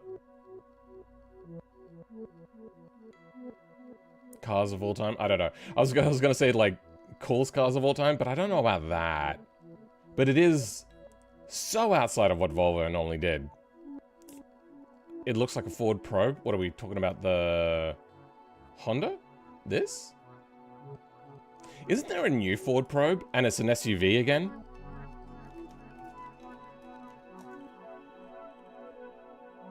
Oh, no, they didn't bring back the Ford Probe. Okay. What was it that they brought back recently?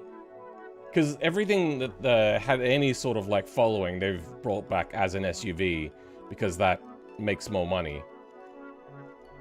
Ford suck. As a company, their cars, I don't mind. If this was rear-wheel drive, I probably would have loved the Ford Probe. A 67 Firebird Camaro? Okay. It'd be a hell of a lot more powerful than the P1800. Hell of a lot more powerful.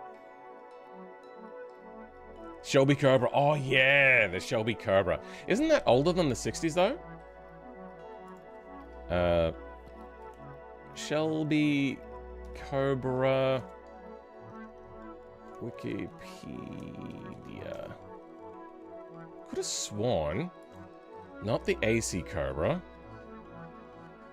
No, 1962 to 1967. Shelby Cobra redirects here from 2004 concept. Okay, this is not entirely accurate. The AC Cobra as the Shelby Cobra, that is not quite right. There was... I would say significant body changes between the two. I think that's... yeah, that's a Shelby. Where's like an ACK Cobra? Show me the ACK. Oh, we're back around again. Original AC Cobra. Not Shelby, AC.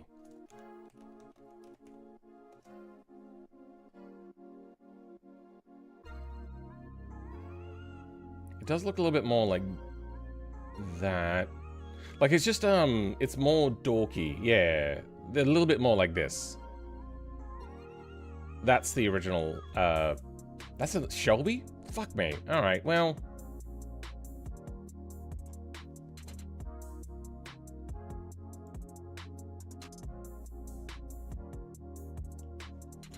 longest lasting car manufacturer? They're longer than Lotus? image is not loading? So AC is still going. This is interesting. I'm surprised they can get away with using the Cobra name. Was that originally their name?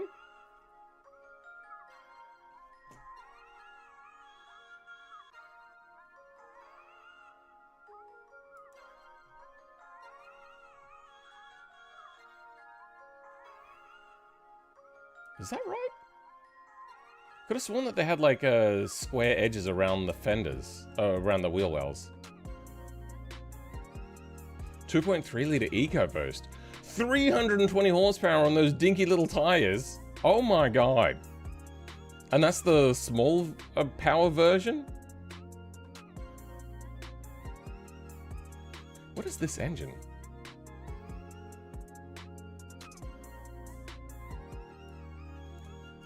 Oh, it's an electric version. Ooh, interesting. Oh.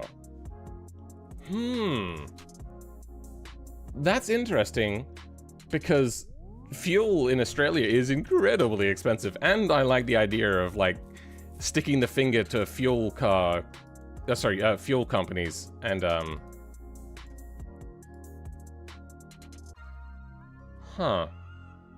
I don't know about that. Like design-wise, I'm just not a big fan of that. What about this one?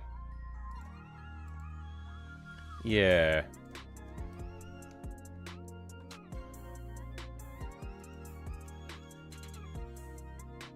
That does look a lot better. New cars have no soul? I don't know if I agree with that. I would agree that the companies have no soul. I think what gives a car quote-unquote soul is somebody made something that they really liked and didn't focus on the things that they didn't care about, so they would have their foibles. And I think that's kind of what gives a car a soul. Otherwise, you end up with a car by numbers, and then you end up with something like this.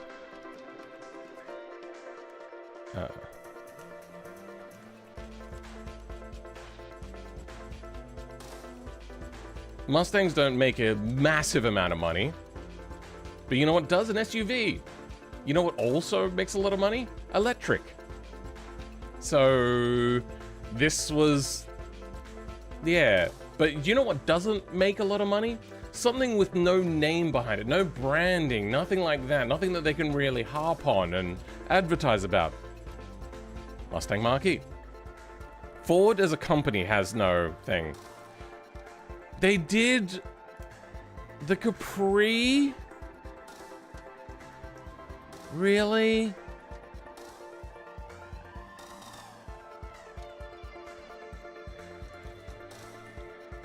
$25? Oh. Nope, nope. Ford Capri.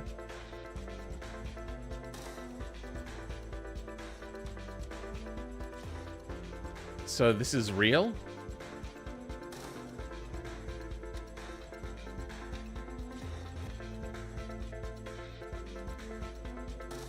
Ford Capri, Australia. That's right, yeah, our Capri was different. I forgot about that.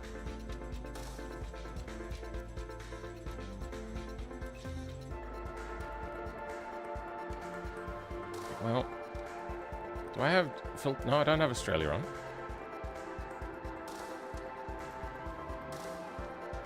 What? Oh. Did they actually make it, or is it just a look at it?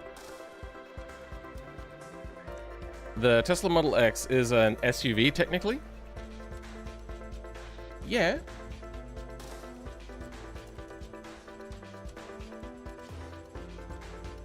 That's an SUV.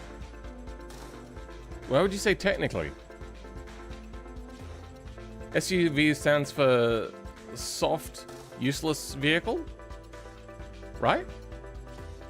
No, that fits the definition of what I'd call an SUV. Did they always keep the gull-wing doors, or did the gull-wing doors go away due to like safety and price reasons? I mean, I'd almost say that the Model 3 is an SUV. I saw one of these in real life, and maybe it's not this. What was it? The S3X. What was the...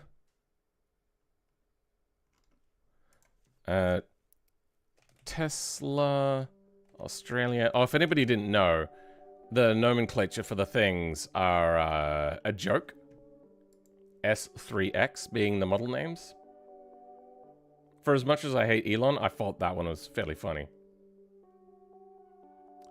The Model Y was an SUV. Maybe it was the Model Y. I can't remember. But I remember standing next to it going, it looks like a normal car, like in pictures, but it looked like an SUV in real life. Anyway. Yeah, newest to oldest. No, okay, we don't have it. You guys have all my dream cars. One day I'll import a Commodore wagon to G8 swap. Yeah, I also like the one that I specifically like is the VE wagon. This is the one that I like. I definitely would go for one of these. The problem is, V8 manuals for this 14-year-old car are like $20,000. That's right, it was the Model Y. Okay, the X is what I was thinking. Okay, Model Y. Yeah. In a lot of the pictures, here we go, like this. It just looks like a small munted car. But when you actually get next to it, it looks a little bit more like a small SUV. I don't know. I don't like the bodywork on that, nah.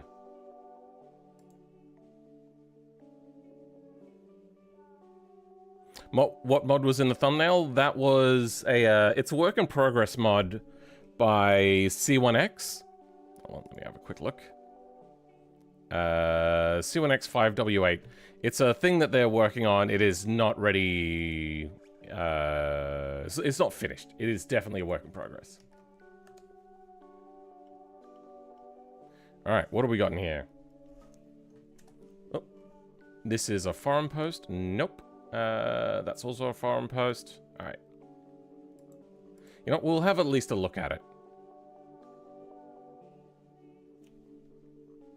Decent. Oh, so it's some sort of Toyota?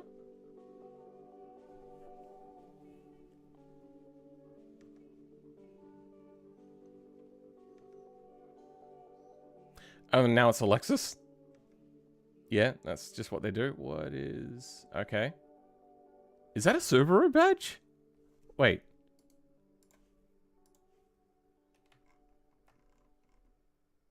That's a Subaru badge. Oh yeah, Toyota and Subaru are the same like Subaru's owned by Toyota now. And Toyota's ruining Subaru. Interesting. There.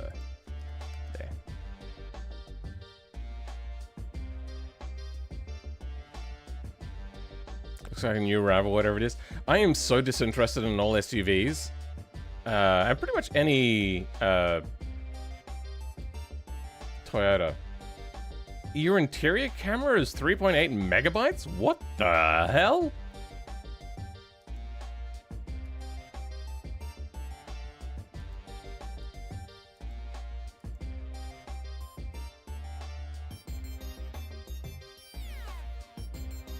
How is it so big? Oh wait, what's in mod info? Oh, okay. 3.7 megabytes is mod info. That's hilarious. Okay. What are we doing? We're going to downloads. enhanced driver camera. Do I have to activate it? I'm not sure. Your first ever BeamNG mod. I've noticed that there aren't many camera script mods. There's been a few, but not really much on the way of interior.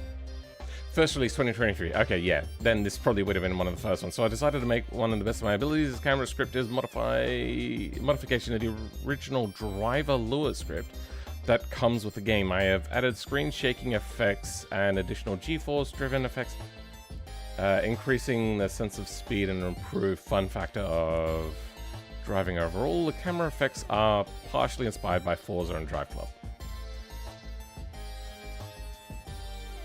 I think I may have even tried this mod at one point.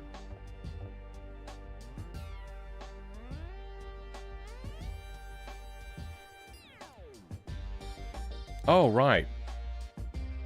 Nah. Let's go free roaming. What has some, like, twisty turnies? Let's go Hirochi. And let's go... something easy to drive.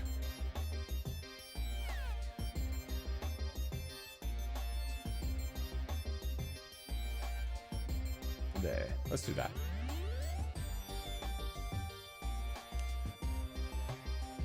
Think Simulator Adventures did a thing on this mod? Tired BeamNG. Tried Beam... Yeah, I did that. I did it in a video as well. Though I'm on Linux now, so it's not as easy. Also, my computer's at the other end of the house. You talk about things that don't support well on Linux. The big one is VR. VR companies hate Linux. Completely. Okay, I don't think we have it on yet. How do we...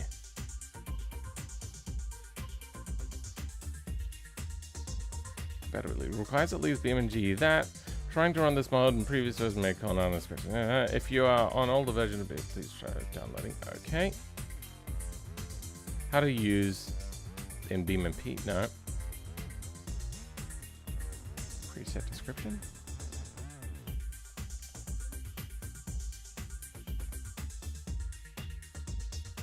Oh, how to enable. Okay, options, camera, enable. Okay.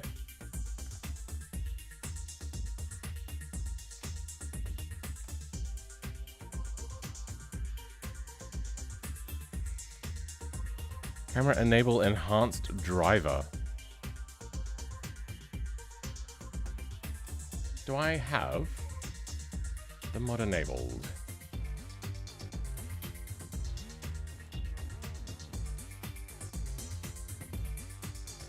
Do.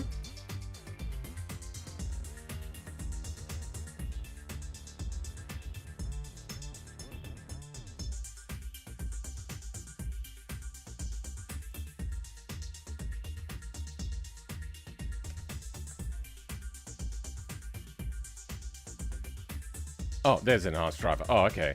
It's 8. Okay. Oh, it's already wibbly wobbly.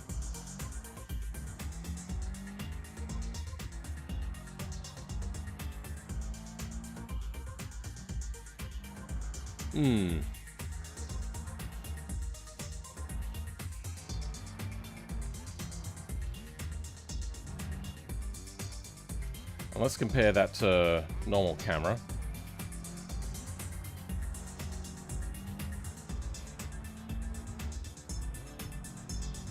Are we doing it right? BeamNG's image thing's not great. How to customize? Go to UI ads, add app, enhance interior camera settings. So UI allows you to customize that. Oh, okay. So is it on my main driving camera? Because there's not a huge amount of difference. There's a little bit. I will definitely give it that.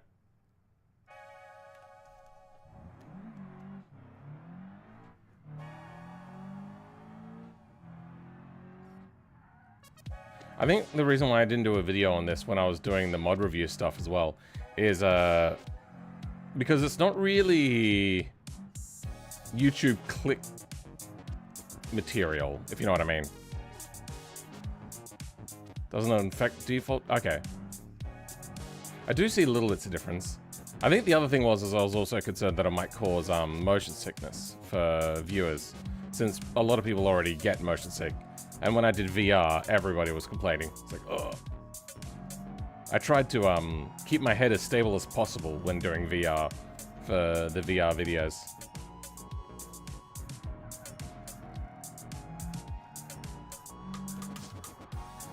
I'm a fervent enjoyer of VR, by the way. I'm one of those people. I love VR. I just wish I could do it more.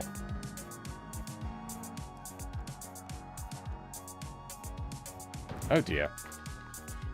All right. Let's how does this thing go on banked corners? How banked is this? Not very. Okay, it does banking.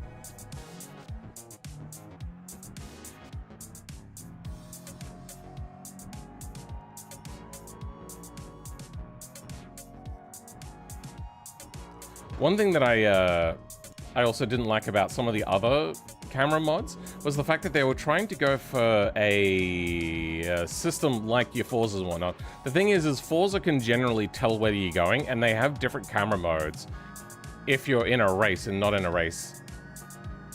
But they can generally also tell where you're going. What was that shuddering? Is that the track being too bouncy? Or is that actually the car was bouncing? What is that? Is that the car skipping along?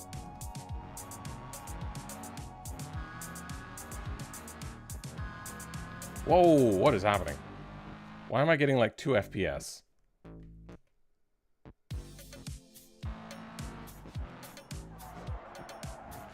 No. But yeah, in free roam and in BeamNG, it's you can't really tell where people are going, especially in BeamNG. Okay. I think it might be something related to multi-axis stuff happening. So we're drifting where yeah, it doesn't do it in the normal camera. Back to this one. Oh, okay, it's just a thing with drifting, maybe? Hmm. I use it for interior cam drifting replays? Okay. As shake effect for drifting? Oh, that's deliberate. Whoa, what is this? I'm getting terrible frame rates here. It says 60, but I guarantee you I'm not.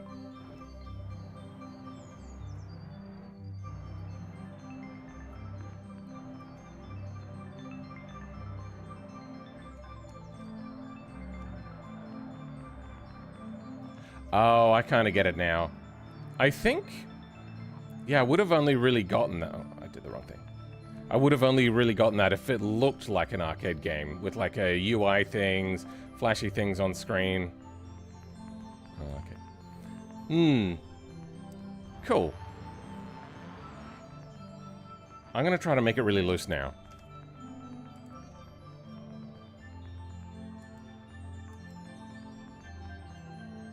What is it? Camera? Oh. Enhanced interior camera. That is a big ooey.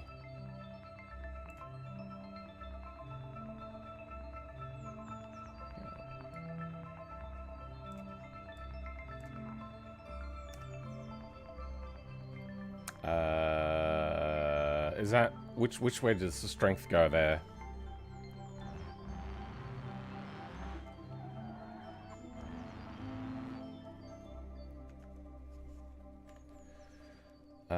I'm going to turn strength up. I think that's what I want.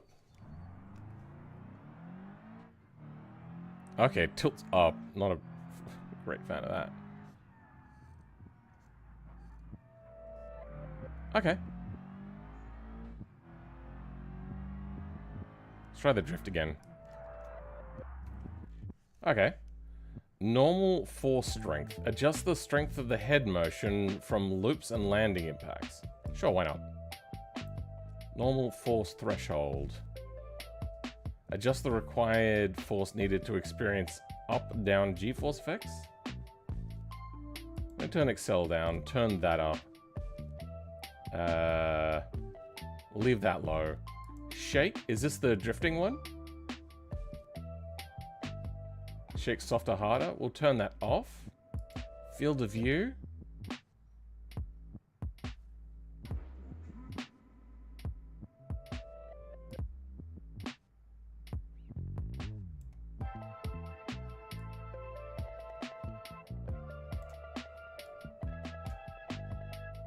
FOV smoothing, sure. Other pitch smoothing. Adjust the smoothing of pitch due to bumps. Pitch. Sure. Lock pitch to horizon. We'll go a little bit on that. Pitch to horizon. Oh, wait, no, not pitch. Roll.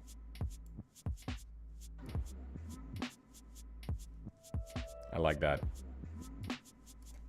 All right.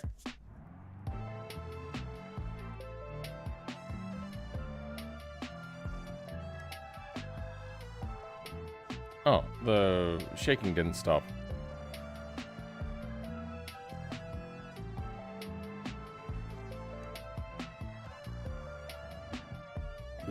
That's stuttering. It's upsetting me.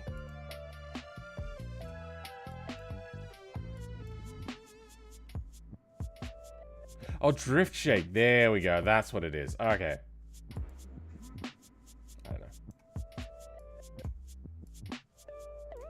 I don't know what that was set to. There's no reset button, unfortunately. Oh.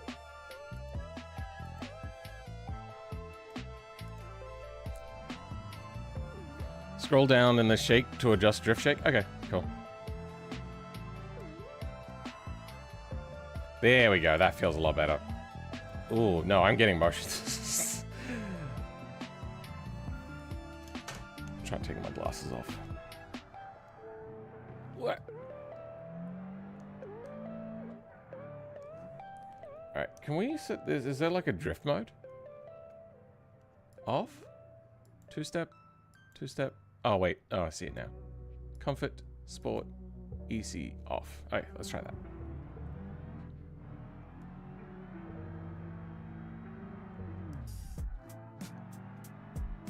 I remember, I think people were asking me to do this, and I was like, it doesn't really... But, and I think that was after you made it as well, and I was like, not really a thing that I'm going to do. I'm not going to compete with other people's mods like that. What? Okay, the pitch is a bit extreme.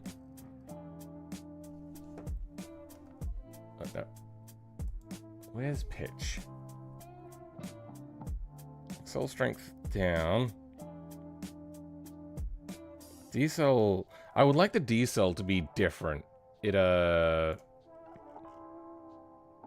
what does it do? It tilts as opposed to just moving forwards.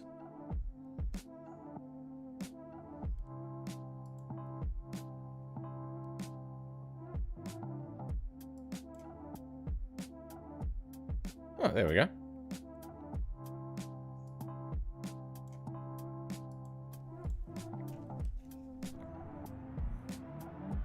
You can see it in the bottom corner of my screen what time it is here in Australia.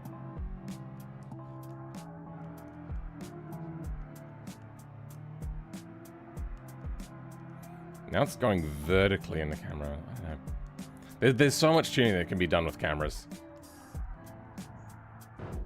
Ooh, I don't like that. So if we go down... Oh, yeah, because it locks onto the horizontal. Yeah. I see what I've done.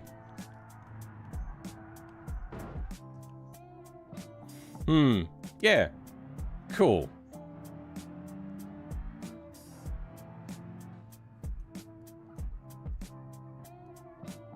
Too bad. I just seen Would love to see think of a tire thermals I made up. Thermal blowouts and contamination. Thermals are a thing that take a while to investigate. So that's kind of why I skimmed over it a little bit. It's also... You know what? We'll have another look at it. Where'd the tire thermals go?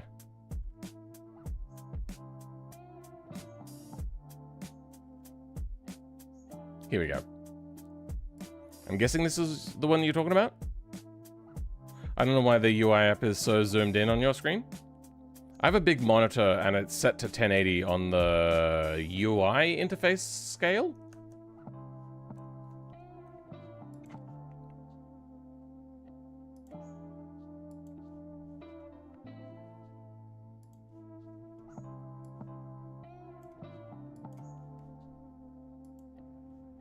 Okay.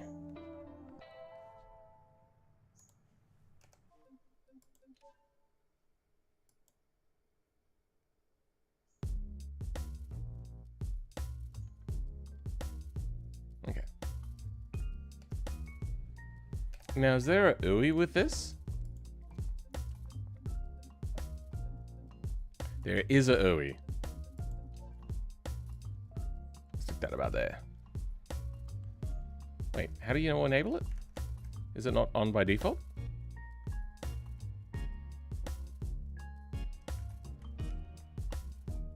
Ah, okay, yeah, I had to just control R. Alright. Let's try this out. Too bad I just seen. Would have loved to see what you think of tire thermals on blah, blah, blah. Okay, so it's nearly 12-hour difference here in Chicago. Maybe different deal there. I just popped in. What? Oh, is this not yours? Oh, okay. But yeah, a lot of people have taken Lux's things. Now these are street tires, so these should heat up incredibly fast, then cool off instantly. Good. That is correctus. Is there core thermals versus interior thermals? And is it node dependent, or is it... Interesting that they got load going on.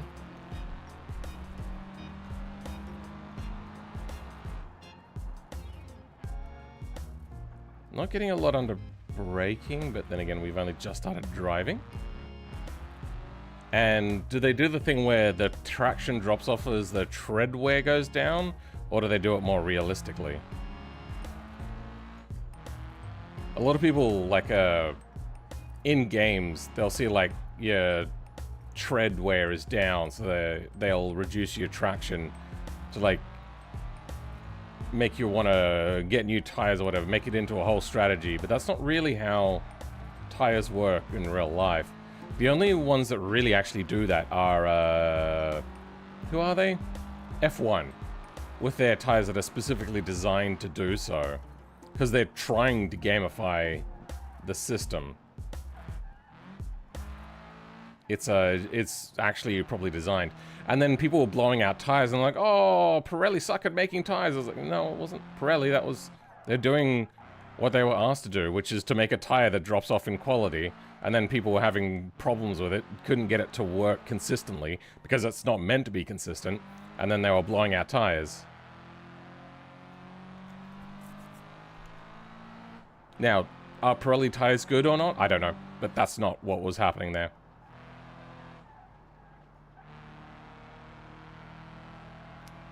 It's just kind of like how, who were they? They were,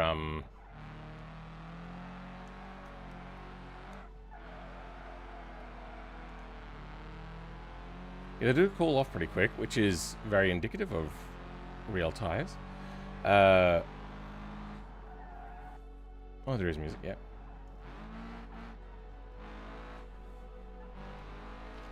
I can't remember where I was going. I lost track of what I was talking about. Affected by ambient temps? I would guess. Can I change that without reloading the world? Maybe. What temps do they want to come down to?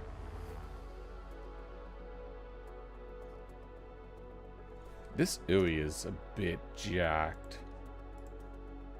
I'm gonna move it into the middle as well, make it a little bit easier to see. Can I...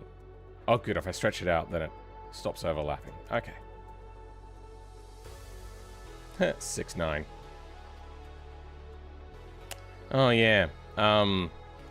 All the Gen Alphas come through and they lose their shit over my subscriber number. Can you guys hit subscribe to get me past this, like, threshold? I only need 800 more subscribers. Is there that many here? No, there's only 24. I got core thermals, rim thermals, and surface thermals. Rim is influence from brake and influence air and tire thermals and pressures. Okay, cool. Do you have a PSI gauge on here? It doesn't look like it. The tires are not really cooling down. What is... Apparently our temperature is meant to be 15. We can't change the world's temperature. 15 is like, if 20 is nice, 15 is just a little bit chilly. And 0 is freezing.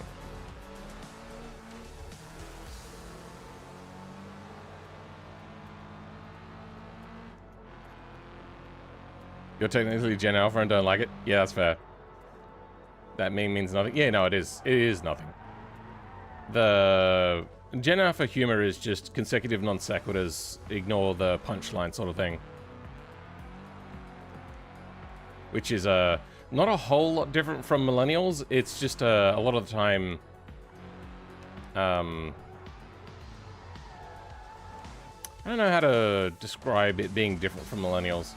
There's a lot of, like, I noticed in Zoomer humor, there's so much that's, like, antagonistic towards millennials. It's like, your style of humor revolves around being mean to another demographic that hasn't really, like, it is now, I suppose, yeah, you know what, no, we are in, like, that time of life now where we are affecting the world. But the world was fucked before we got here. Like, none of that is to blame on us.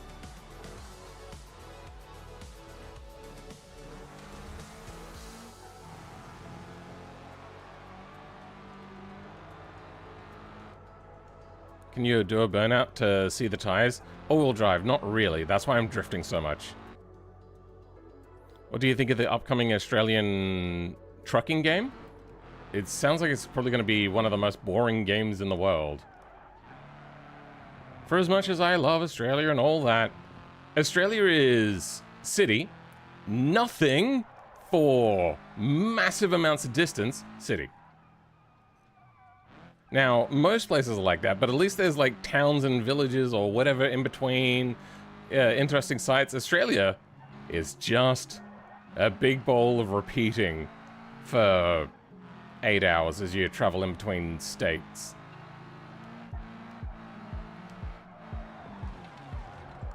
There's a little bit more in the eastern states, but generally, yeah, there's a whole lot of nothing.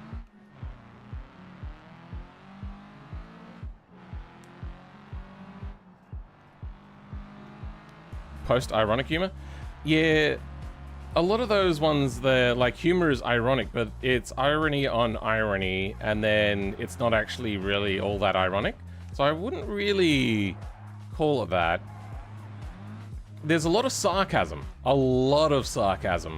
which, I'm gonna be honest, feels kind of like baby's first sarcasm. They don't really, like, I think America started to finally get some British shows, and they realized, wow, British comedy shows are actually so much better than American comedy shows. Like, in general, not all the time. Sometimes Americans do have the occasional actual funny TV show. But they started to see the short form, like, 8 episode seasons, and saw that, like, they were funny, they followed episodes, they followed a storyline. I think we're losing traction, even though we still have tread on the tires. Instead of, you know, gaining traction as we lose tread. Yeah. Okay, so it falls down to the same problem, I think, as Lux, where it, the less tread you have, the less traction you have, as opposed to being the other way around until you hit the steel wear bars. which then you actually start getting less traction. So some tire companies will put like a very hard layer of rubber at the very final. Generally, what will happen is as you lose tread off of a tire, you will gain traction. And if you watch racing, one of the things they'll do is shave the tires. And there's a few different ways in which they do it as well. So, lost art of tire shaving? What's this? Hot rod? Maybe.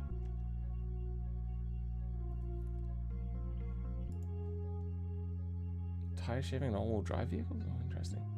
But there's a few different reasons as to why you would do this. So, if you've got slicks and you've got a lot of gunk on it, you're going to want to shave off. But they also don't mind doing that on treaded slicks.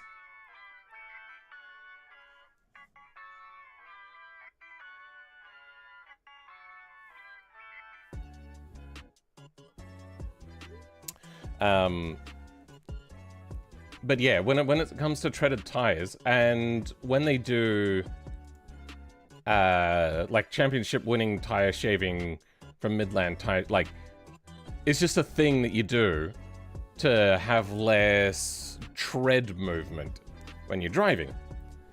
The next thing that also happens when you start to do this is tire treads are not parallel as they go deep. They are V-shaped a little bit. So you're actually getting more contact area. So you'll also get more tread that way. I can't remember if there was anything else to it, but that might be it. A lot of race series that restrict you to a specific sort of tire that has tread on it, usually for price reasons, will also ban tread shaving, because the reason why they give you a standard set of tires is so then you can not have to worry about buying new tires all the time. But if you're shaving off tread, you're shaving off amount of time. Ones I've made have thermals and wear blowout, a lot better polishing and testing to be done for full release. Hate to admit it, that one isn't mine. Oh, okay, that I added it. That one isn't mine, that I added in. I got a submission just now. That one was someone else's. Okay, that's fine. Let's have a look. Sorry I don't download mods that are not on the repo. The repo ones have at least been tested. And there's been multiple attempts by scammers and bots and all that sort of stuff to get me to download things. So I don't do that. Are you using the tire wear mod with your tire mod? No, but I will eventually make my own tire thermals. Drag racing uses smooth tires? Yeah. So do normal races. But what we're talking about is treaded tires being shaved down to be closer to slicks. Still being polished up. I do have it on BeamNG server, but hey, I do understand. Yeah. I generally also probably won't join BeamNG servers that people have set up specifically for me to go to. Same reason. I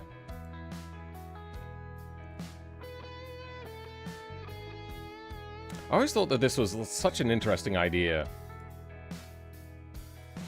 to shave tires off. Anyway, I wanted to make sure that I just didn't overheat the tires, so we're gonna go a rear-wheel drive car. This is easy to control, apparently. My voice, I just hit puberty. Alright, this one's fairly easy to drive, and I can do a burnout.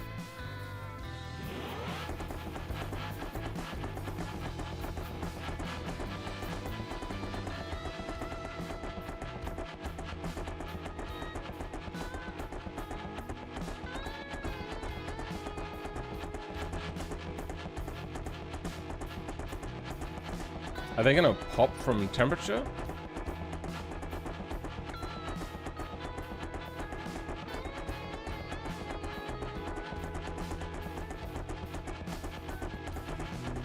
Apparently I've got a very good cooling system on this thing. I didn't realize it was so good at cooling.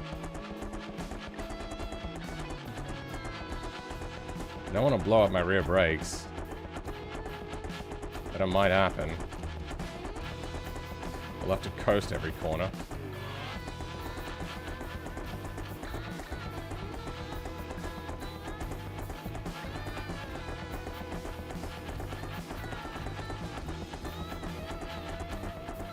You know what? Donuts. There we go. We don't have to worry about brakes burning out. There we go. I don't know why I didn't think of that.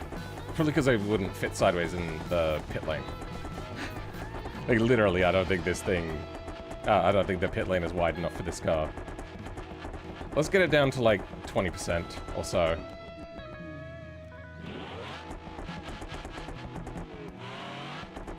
Okay, well... that sucks. So it doesn't look like it has overheat blowouts, which is something that'll happen on this guy's mod. What am I doing? That's the parking brake. Okay. What? Okay, well. Not great turning circle, but that's to be expected with a car like this.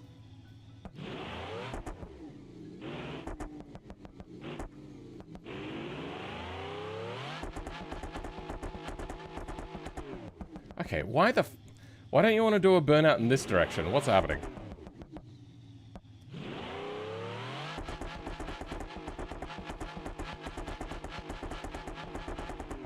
Okay. Please.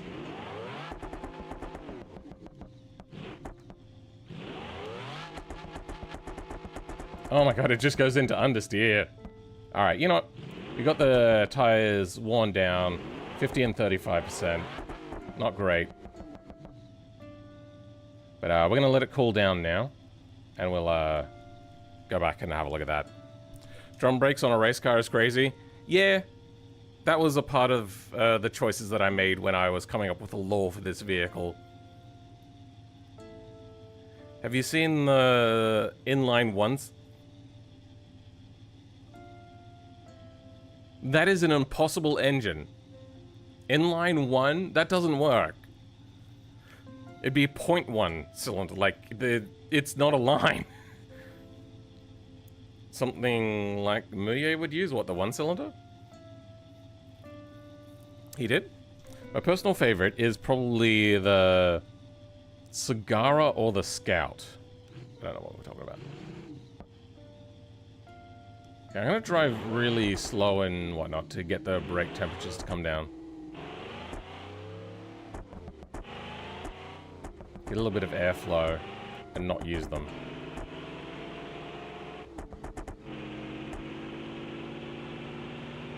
How do I break the rear windshield? What the fuck? I love this car so much. It's so fun and funny. I don't know if funny is the right word, but to me it's funny. It's so cool. God, I would love to have this car in real life.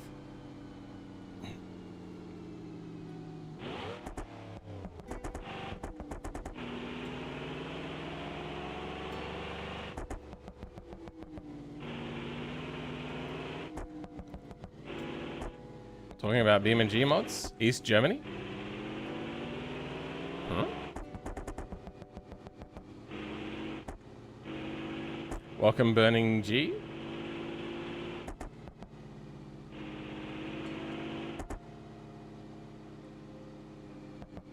The tire temperatures are not coming down. Guessing it's because the core thermals.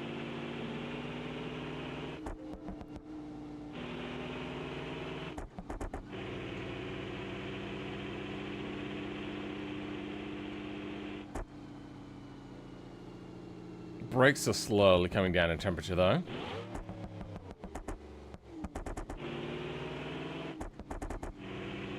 These tires should be cooling down a hell of a lot quicker than this.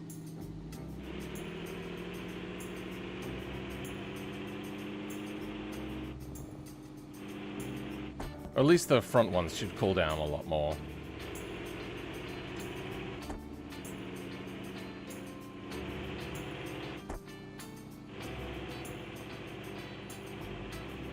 Yeah, tires are a little red, just a smidge.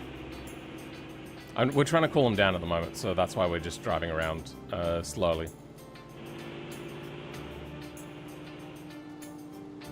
I think you probably should have gone on grid map so you don't have to turn break it all.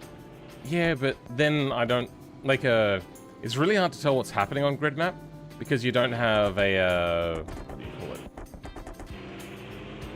A sense of speed and cornering and whatnot.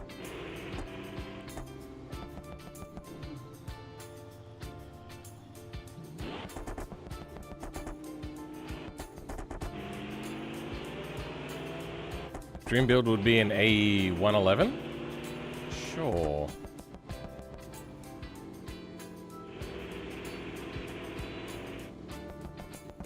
Are you a driver for the F4 series? I am not yet. I plan to, I just keep forgetting. Like, yesterday was meant to be the day in which they race, because apparently they race on Sundays. But I just forgot. I really need somebody over there to, like, come in and remind me. Or something like that.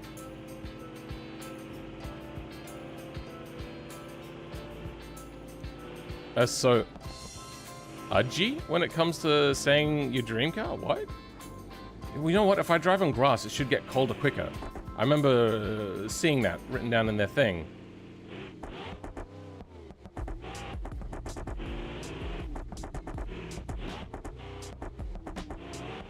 Doesn't seem to be working.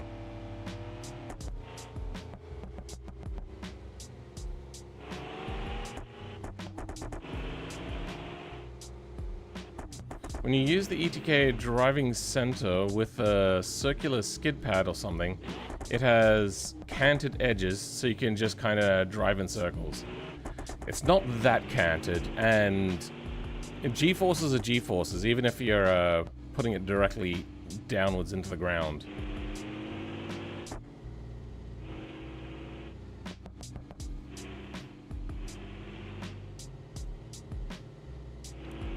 Piled up on the Leclerc corner? Oh, okay.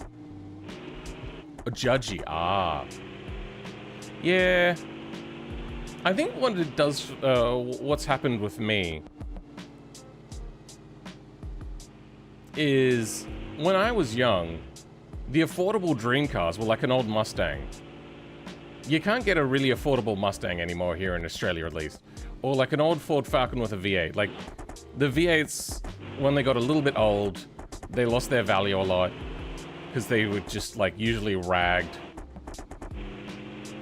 But now, like that dream era of car is like $30,000 or $40,000 Australian. It's like, what the fuck? I want to be able to afford it whilst going to school. Did I lock up the brakes just then? What just happened? How am I locking up the brakes with such little force? But now people are saying, like, the cars in which people scoffed at when we were young, like the AE111. Wait, what is the AE111? AE111. Oh. I was thinking of a different car. Is this rear-wheel drive or front-wheel drive? What is this? I've never seen that car before. Okay, that's definitely going to be front-wheel drive. Front engine, front-wheel drive. So that's unfortunate. But yeah, it looks like a Honda, what is it, Prelude? Is that what I'm thinking of?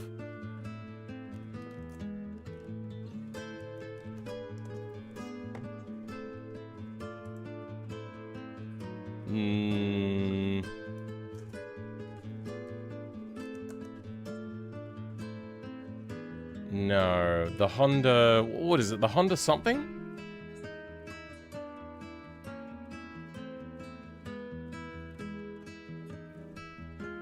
Honda S2000? Maybe a little bit from the taillights. Okay, I'll give you that. No, it's the Honda...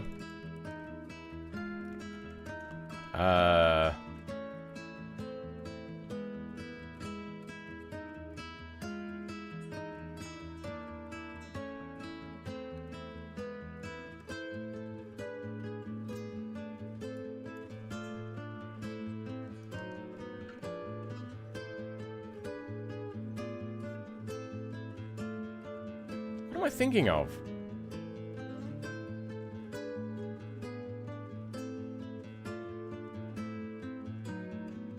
Integra.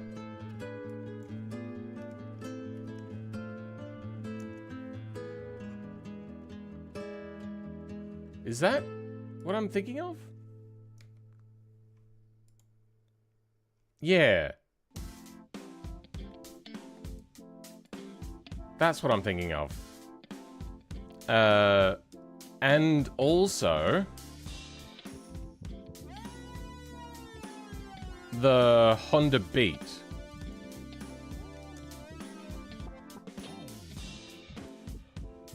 So it looks like Toyota just really wanted to be Honda.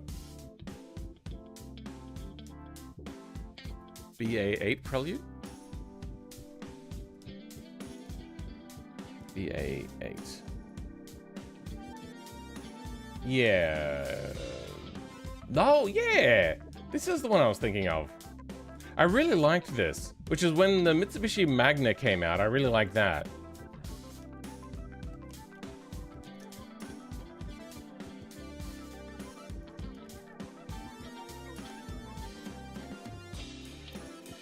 Yeah. I thought that they looked so similar, but I really liked it.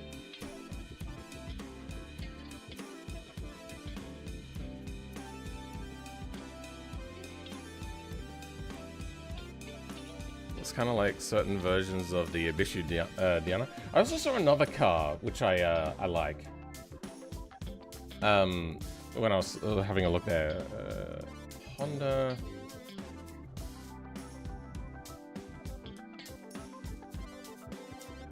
Stop ignoring the fact that I'm pressing back. Here we go. This model of CRX. Oh my god, I love this thing. So much. They are just incredibly expensive.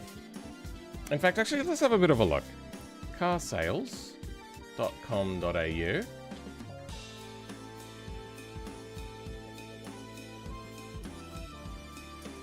What a shit website. Is the EK9? Really? Oh, okay. I mean, it's... Sure. It's just a bit... middle of the road. Let's double check that. Am I thinking of the wrong thing? Honda... EK9. It's the one from... Yeah, it's the one from Initial D. Like, I'm also not even a big fan of the Sprinter AE86. I like the one from the anime because it's like iconic and I like the panda color scheme. I do like black and white.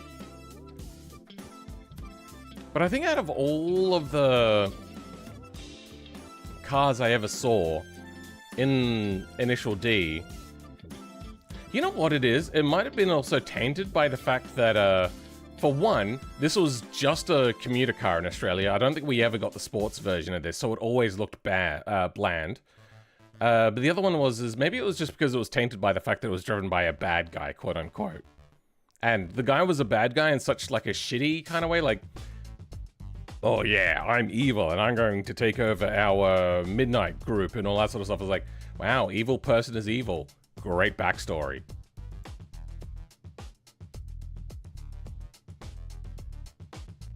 $10,000. What is wrong with this website? I think this website needs ad blockers to be able to function at a reasonable speed. That's the cheapest one, and it doesn't come with a wing or anything. $16,000. Is that an auto? That is a manual. Okay. Not a big fan of that one. Also, I think, I don't know, I've never been in one. It just feels like it's a bit overhyped. Like, people talk about it as if it's like one of the god tier cars. But it was like moderate power and front wheel drive. So I don't know about that. Also, Hondas have a tendency to have high horsepower numbers, but kind of be a little bit breathless. So they're good on a track, but not so much on the road. Haven't seen Initial D. Did they drift this front wheel drive car in it? I can't remember. I don't remember. I know that they did a gum date battle. It's been probably over a decade since I last watched it. $25,000, $30,000. Holy shit. Fuck me.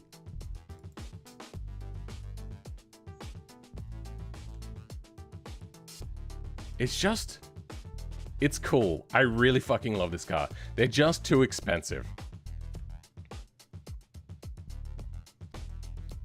Same as here in the States? Yeah. It's overrated, but I like the way it looks and sounds. That's the thing, is people talk about the way that it looks. But we never got the Type R, we just got the commuter version. Continue on Wikipedia. Honda Civic. 2001. Nope. 1997? Yeah, so that's the sports version. Oh, they don't have a non-sports version. Really?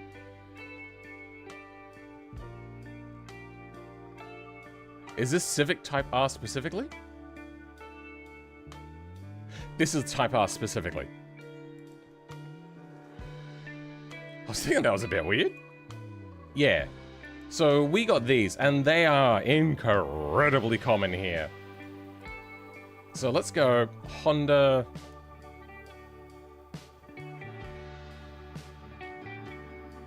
There we go. Civic. Year. What? Year? 1995, was it? Okay, well, I don't take number inputs. I even have a cursor there.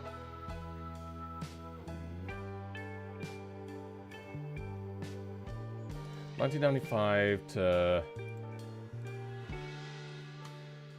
2000. Okay, so 1999. Price low to high, good. $2,000. Not the cheapest thing, but very reliable. I do like Honda as a company because they are engineers first. Well, originally. I don't know what they still are. There's the four-door versions. We're not talking about those. But yeah, they're just a bit common, I think is probably the word I would use. There's not very many cars that are common that I really genuinely like. About the only one that I do like that is very common here is the VE Commodore. I really like the look of the VE Commodore with like the flared front wheel arches. Just looks really cool to me.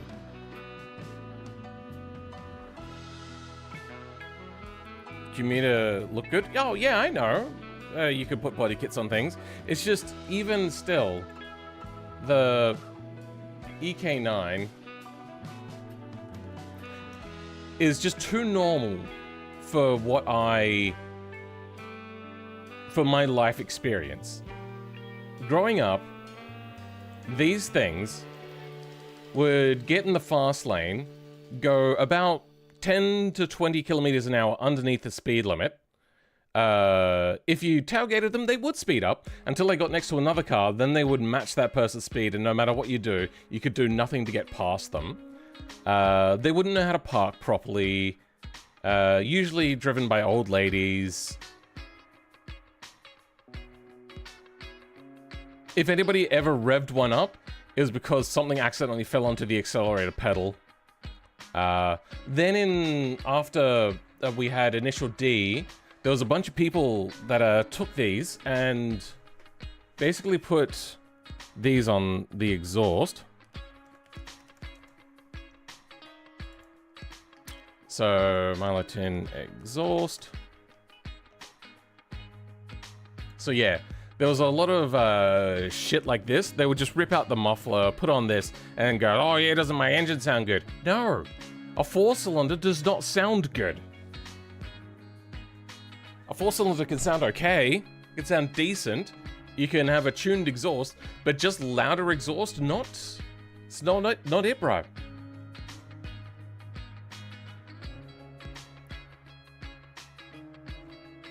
Like, just chopping off an exhaust, chopping off a muffler and straight piping it does not make your engine sound good. Mostly doesn't even sound good on things like V8s. All you're doing there is just getting more of the same sound. Every car driver in the US? Yeah. Normal commuter behavior? Yeah. So, whenever I see these things, I think either, oh god, I don't want to be driving next to this thing, or oh god, I hate the sound of this thing.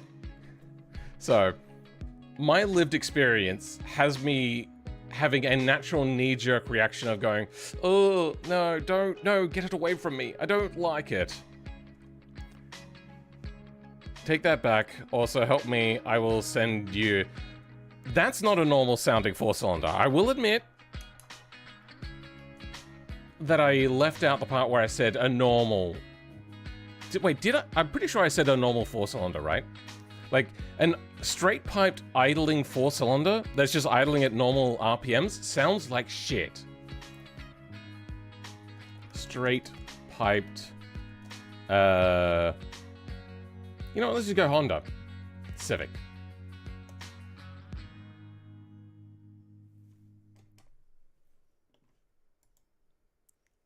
Now, if it revs, that's different. And if it's got a tuned exhaust, that's different. We're talking straight piped.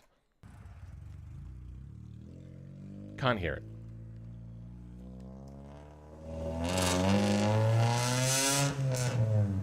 Even that's kind of mid. Like, I mean, it's okay, but... Here, we should probably have some idling in here. Okay, well, that's not straight piped. Like, what's happening here? Here we go, EK9. They've lifted up their revs a little bit. And I think even their idle. Will we get to it being stationary and hearing it? No. Also, that is not a particularly straight pipe exhaust. That one has some connections in between that are adding some reverberation to it. But yeah, I don't know. I wasn't finding good examples. Straight pipe to my Honda. Well, that's not straight piped either. Just saying. If you're poor and you... Okay, where are we? Let's get to the straight pipe part. This guy actually seems humorous. Yeah, that is... So, when you add a step to an exhaust in any sort of way, it creates a much raspier sound, which is not a straight pipe. That is not what a lot of people did. What sort of pipe did they put over? Yeah, as you can see, it steps over. So, whether they knew it or not, now they're going to do the rev as they slowly let off the clutch. I think it's louder than the Mustang. Yep. Yeah, it just sounds like... I don't know. That one actually sounds alright. So, that's not normally what people do with their Milo tin exhausts. Normally what they'll do is they'll have like a... just shit. I would say that guy's exhaust sounded okay, but when it's like sitting there idling, we just can't hear it, or at least I can't hear it. I don't know about you guys, but they usually just sound really bad, and especially boxer engines. I don't care. You know what? Okay, let's look up 12,000 RPM boxer. Boxer. Okay, let's have a listen to this. I've never heard a high revving one of these, but generally these things just sound like just.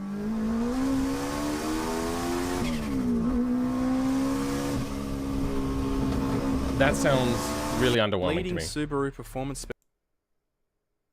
ride, and we're thoroughly impressed by Garrett G.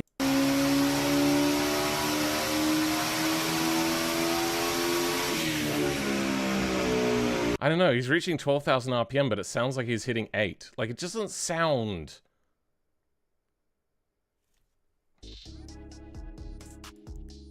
super? Like, I don't know. Also, that doesn't sound like a normal boxer. Definitely. It sounds so much better than a normal boxer. I'll give them that.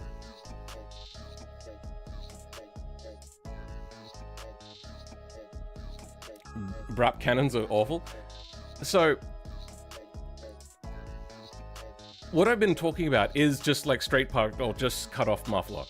You can definitely have 4 cylinders that sound good.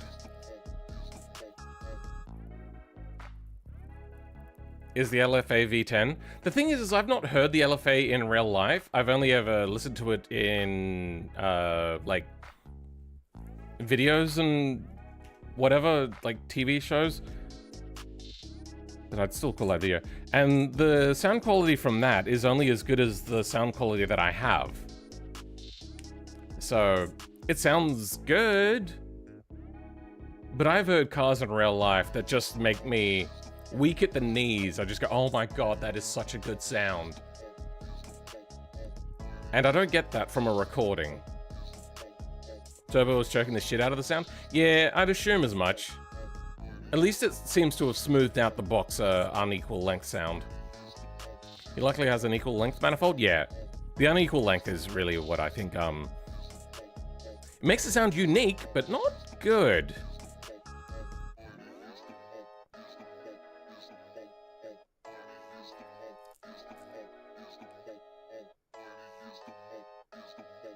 I'm trying to think of what engines I have heard of that I really liked. I think there's just some exhausts which like get that resonance from like the type of stepping that they have, which I noticed that that guy has released another video today. Where are they?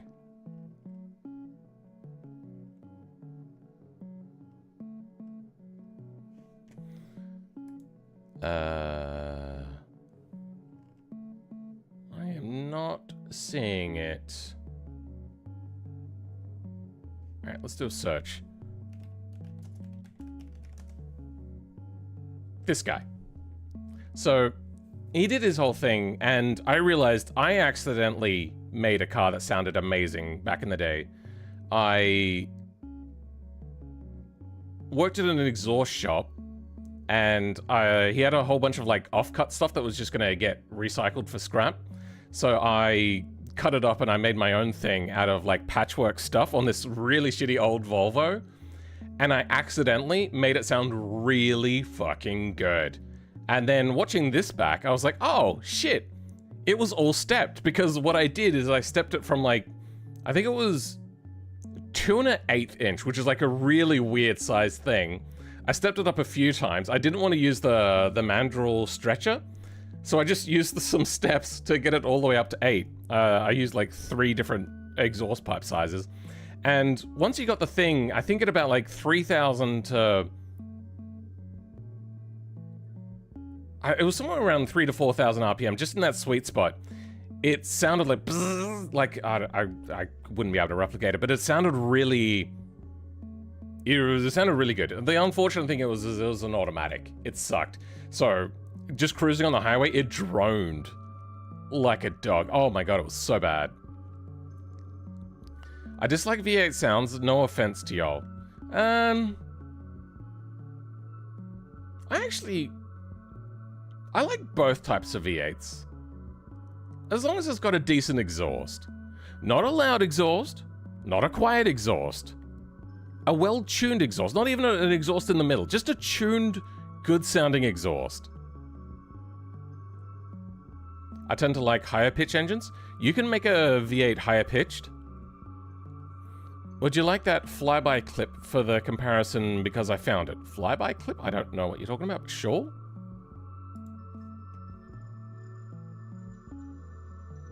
$20-liter one-cylinder engine for Pigeon.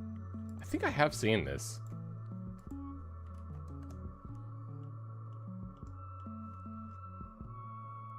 Yeah, I did see this making the rounds.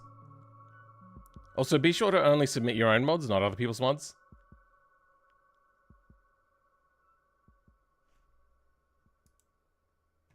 Ryan? This is Forgotten Mustard. So, of cars you'd like me to know. Wait, hold on. Alright, you know what? I'll change that.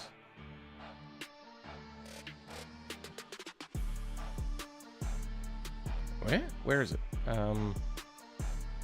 Oh, here it is. Edit channel. No chit chat. Submissions of your mods that you'd like me to review. I will only accept mods from people we trust here or from the official BeamNG repository. Okay. Cool. The reason why I don't review other people's things without them being the one to ask me to do it is because I'm a critical reviewer. I really don't enjoy just being all like, oh yeah, this is the best mod out ever, 10 out of 10. All right, next mod. Oh yeah, this is the best mod ever, 10 out of 10. Oh yeah, no, this mod now is the best mod ever. Oh, 10 out of 10. Like I really fucking hate that trope. Like, yeah, Mr. Beast sort of style, like the completely vapid things. Hate it so much. Classic muscle cars with a glass pack exhaust is a really good sound. As long as it doesn't drone or is too loud. Sure, I don't know.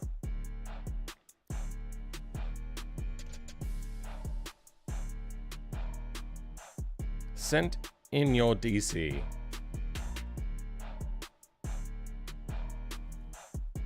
me a second. Alright, I'm gonna check all of these mentions out. Oh, okay, that's what that is. Let's check this message off the thing. Done.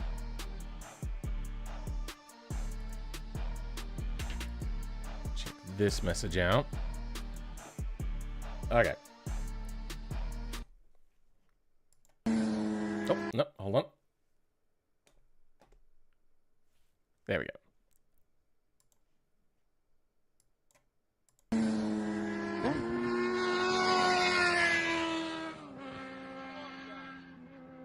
That sounds good. Could be like 1/8 of the volume and it would still be a really amazing exhaust though. Sorry, I'm just a little bit pissed at the moment at like motorbike riders. There's been a lot more of them recently, which I don't mind. I think actually motorbikes are cool and fun and all that. The problem is that these people then go, oh yeah, I want to get the most amount of power out of my motorbike, so I'm going to put a straight pipe on it. And they're just... Because the exhaust is also so short, they are just so incredibly obnoxiously over loud. It is way too much. And seemingly they're all fucking doing it. And especially, I think my neighbor has one of the loudest exhausts in Australia. I think I have probably only ever heard one exhaust that's louder. Also, on a motorbike. Now I have a central auditing processing, or no, that's the wrong one. No, CAPD is part of it, but it's also auditory processing disorder. When there's sensory input that is too much for me to normally handle, my brain starts to go into overload mode, and I have to kind of give myself pause or wait for it to pass or whatever. So if there's a really loud sound, say for instance an obnoxiously loud exhaust, my brain starts to become confuddled, and I have to go on autopilot mode whilst it's happening. Flashing lights don't give me like an epileptic fit or anything, but it is really, really incredibly uncomfortable. And I usually have to look away or close my eyes. It's a problem when I'm going by emergency vehicles. Like, previously emergency vehicles are fine. But oh my fucking god, the new emergency vehicle LEDs, I feel that they want you to have accidents because they are just so incredibly violent to the eyes. It's so irritating. The argument of some is good as more is better is apparently gone over people's head as a joke. That is not really what they mean. No more loud isn't more good. No more light isn't more good. There's a Corvette in my neighborhood that was louder than a dump truck. It's unreasonable. Unbearable, yeah. Overstimulating? Understandable? Yeah. But a lot of people they just don't understand because they're in their own fucking world going, oh, well, it works on my system. Like the what would you call it? The, Linux professionals that go around to, like, your Stack Overflow thing works on my system. So that's not fucking helpful here. Come on. So they're just like, oh yeah, no, I like it, so it's good. It's like,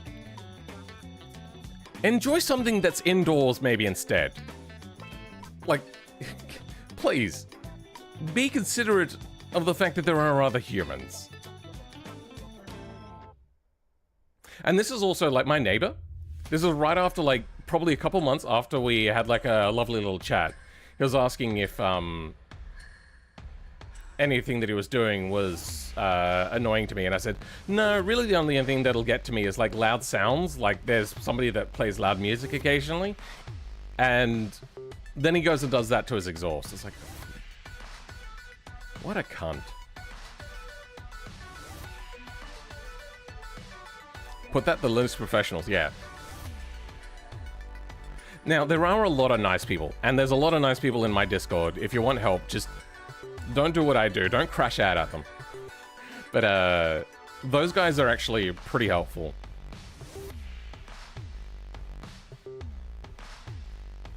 Yeah, mine is the quietest bike there. I keep the baffle in the muffler because I don't want to go deaf.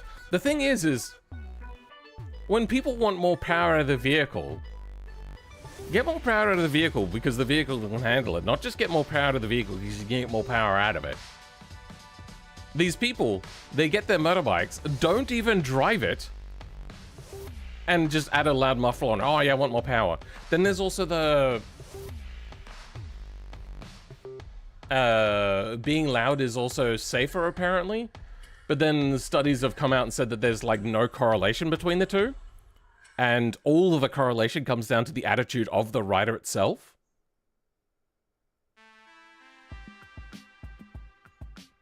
I've been around so many motorbikes over the years.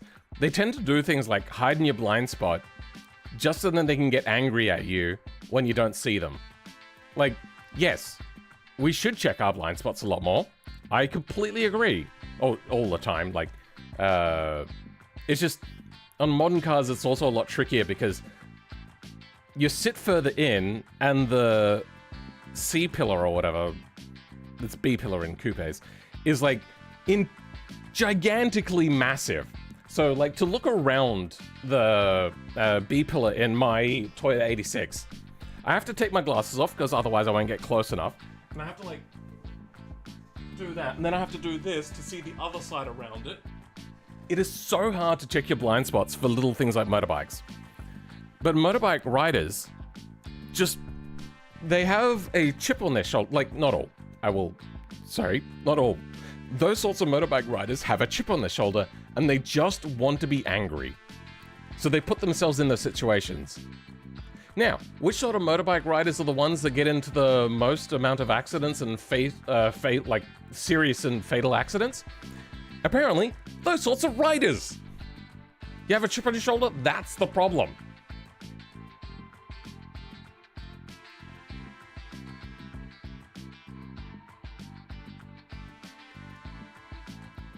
She rides on the back sometime? That's cool. That's how I feel watching Mr. Beast style videos. What are we talking about? What annoys me the most is when they try to drive at 3 a.m. Oh no, that I don't mind about. Oh, sorry. My brain went off on a tangent. I read that, and then my brain conflated the two. What I was gonna say is, I don't mind a good sounding exhaust. No, that's not the right way of saying. Fuck, how do I say this? Oh yeah, people think with exhaust and loudness that the volume is the thing that makes it sound good, and that is not true. I would appreciate that guy's bike if it was a lot quieter, but also sounded good. It just sounds like another motorbike. It's just obnoxiously loud. Civic fart cannon, junkyard fine typicals. Oh wait, am I down to 5 viewers? Wow, my rant on like hating loud sounds has apparently really hurt my viewer count. Yikes. Sorry, it turns out that apparently a lot of people really like having their fart cannon exhausts. Oh dear. Funny thing about changing the exhaust of my bike likely lowers the performance because some need back pressure. Maybe it really does come down to the individual bike, the cam tuning, timing, all that sort of stuff. Just saying back pressure, not necessarily the whole story.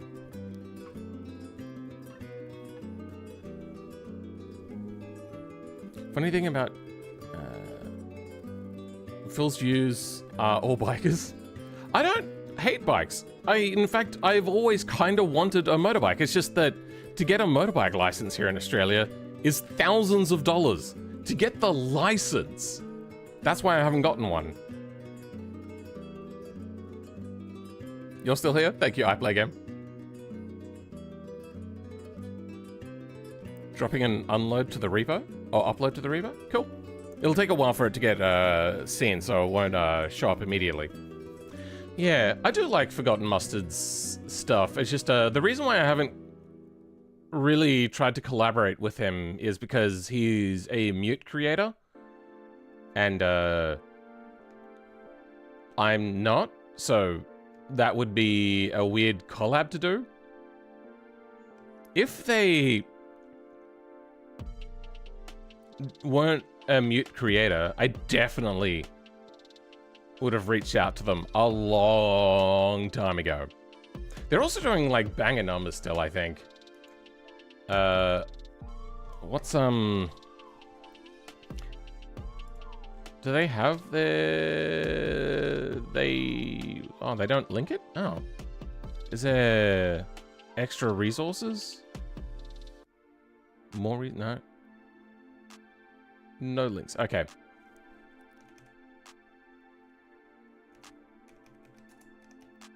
Wait, is it Mustang or Mustard? I can't remember. Forgotten Mustard, yeah. Like, thousands of views per video. Does he get hated on as much as I do? Good mod, but haven't collision. Oh, it doesn't have collisions? Not a swap? Oh. Peculiar. Locomotive engine for the T-Series? Pretty good, but there's 2 bull bars. One, the V24 bull bar option.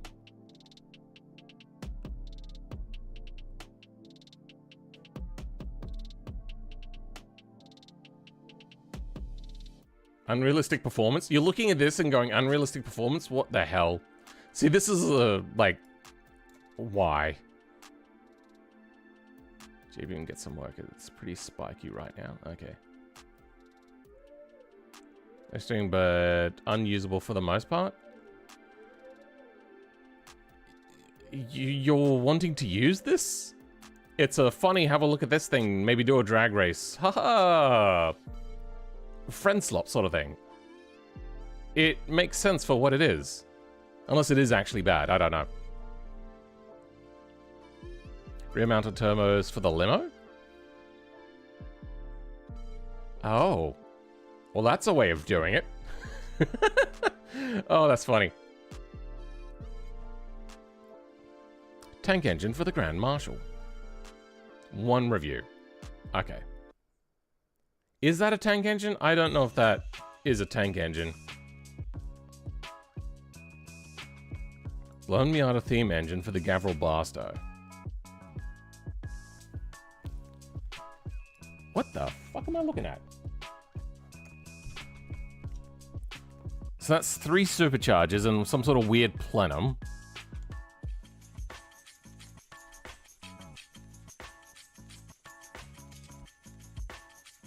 Oh, and then there's a turbo on the front. Okay. Why Miata? Wait, what?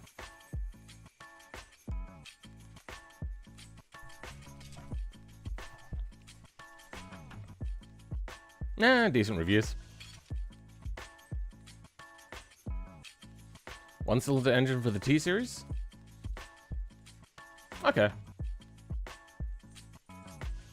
Same engine, different vehicle.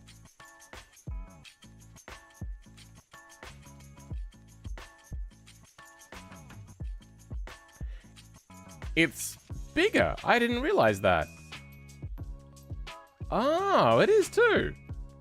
Fair enough. I put the semi-engine in the Hirochi Talent mod. Alright, I don't know what that is. Mad Max Moonhawk, a little bit. Zero visibility. You need that?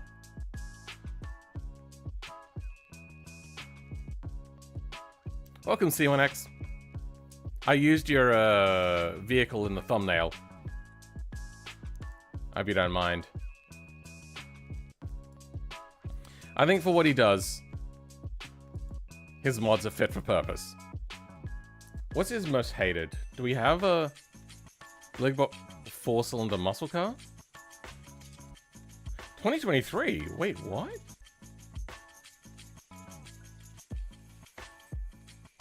Does he not normally upload his mods to the repo? There's a lot from 2025. Oh, it's because it's got 0 ratings. Okay.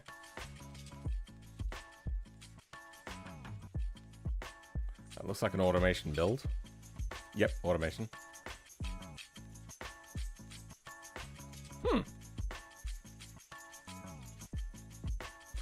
Passion engine for the Bruckle 9. Damn, bruv. That car cannot handle power, and you've now given it a Revy engine, which is less easy to handle. Wait.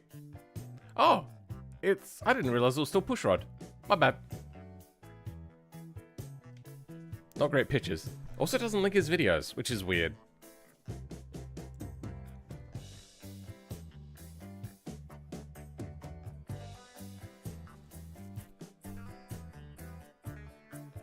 What he probably should do is make it continually worked on mod pack.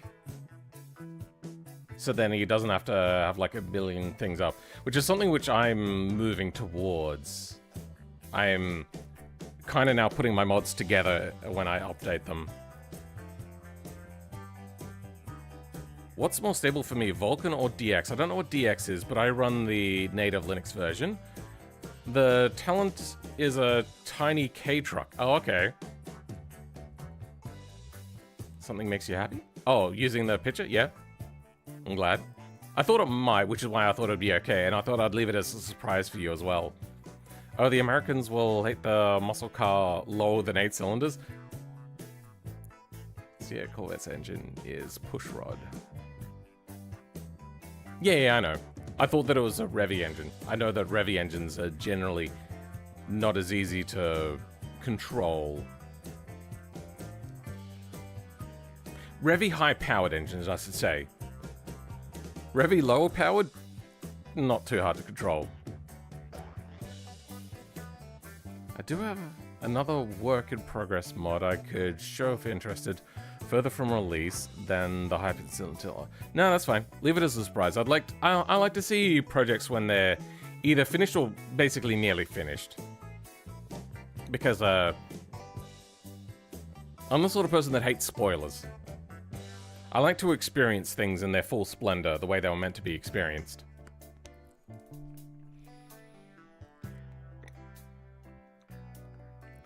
First mod was the Bastion panoramic roof. Oh, that's cool.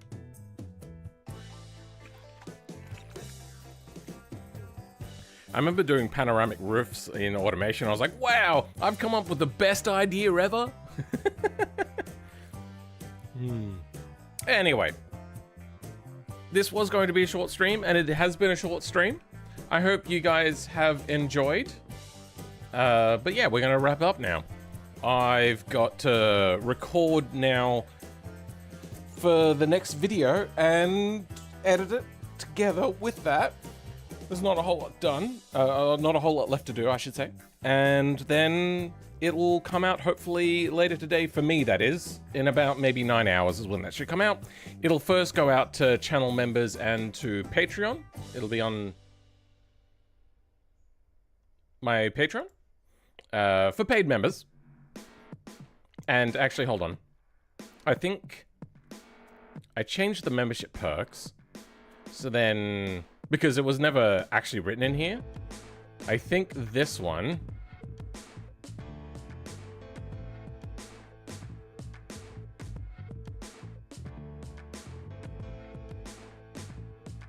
Yeah, it gets early access. So I never actually wrote that you get early access to videos, but I have been doing that. There's, I think, like one up there still at the moment. It was a pre-edited version of the one that I got now. Not a very good video. I realized that I left like big blank things in there. But yeah. So if you're that tier, I think there's only one though. Yeah, one member. The free tier still gets early access to mods if you're a normal Patreon member. This mod is definitely not ready for release. But if you wanted to have a look at it or have a bit of a use of it, it's in there. It doesn't even have a radiator at the moment. So, it will overheat very quickly. Gotta get ready for work? Alright, I play game. Thanks for being here, bro. But yeah, it'll be going up on YouTube members first. It'll be going up there. But it will get released, hopefully if it's done in time, obviously that is. It'll get released by 9 PM tonight. Tomorrow's my day off, so I'll be spending the time day on, probably just making videos. Then I'll stream on the day after. Who knows, depending. If the video does really, really banger well, I'll probably do a stream. The reason why I don't want to stream is fucking YouTube sucks. So if we go to YouTube Studio, up here, what I'll normally do is I will have like a, it doesn't have it at the moment, the ranking of like the 10 latest videos. It shows all the stats compared to previous things. But if I stream or release a short or whatever, it gets rid of that and I can't see it anymore. It really, really sucks. So I can't, I know you probably shouldn't judge your things on your past works and all that, but I do. I use as a metric to know whether people liked it more or less than other things. I will know very quickly whether the thumbnail and title are effective or not. But YouTube doesn't care about creators. It cares about money. Which makes sense, but they pretend like they care about creators. And that's what really, really irritates most people, especially myself. I should say irritates most people that are irritated. That's probably the better way of putting it. Anyway, thank you everybody that came by. That is UC1X, and thank you for the early access to your mod. I Play Game, thanks for being here. Mate, thanks for being here. Mezaturi, thanks for being here. Maltese Falcon, thanks for being here. Popcornu, thanks for being here again. Chevrolet, thanks for being here. Count Cheese, thanks for being here. Ballet Span, thanks for being here. Believe, I'm just gonna call you Believe. Your name is too big. Shave it down a little bit. Shaxel, thanks for being here. Again. But I just want to say, Popcorner, your models, when you put them in here, they are always like the ones to look at because they're really high quality. Maybe I haven't seen yours in a while. Or am I conflating you with somebody else? I might be doing that. That's fun.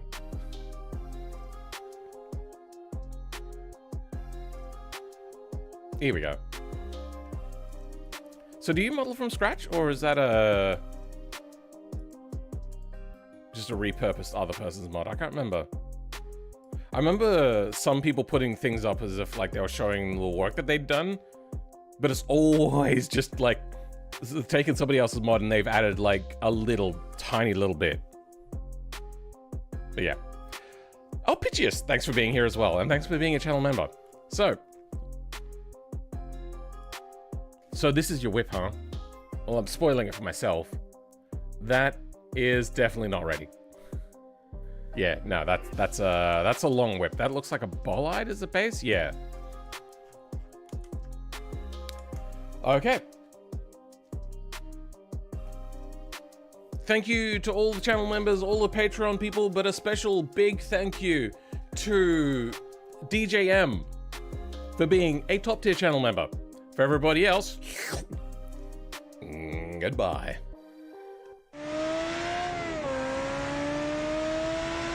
Hey look, I pressed the correct button this time and it actually went to the outro.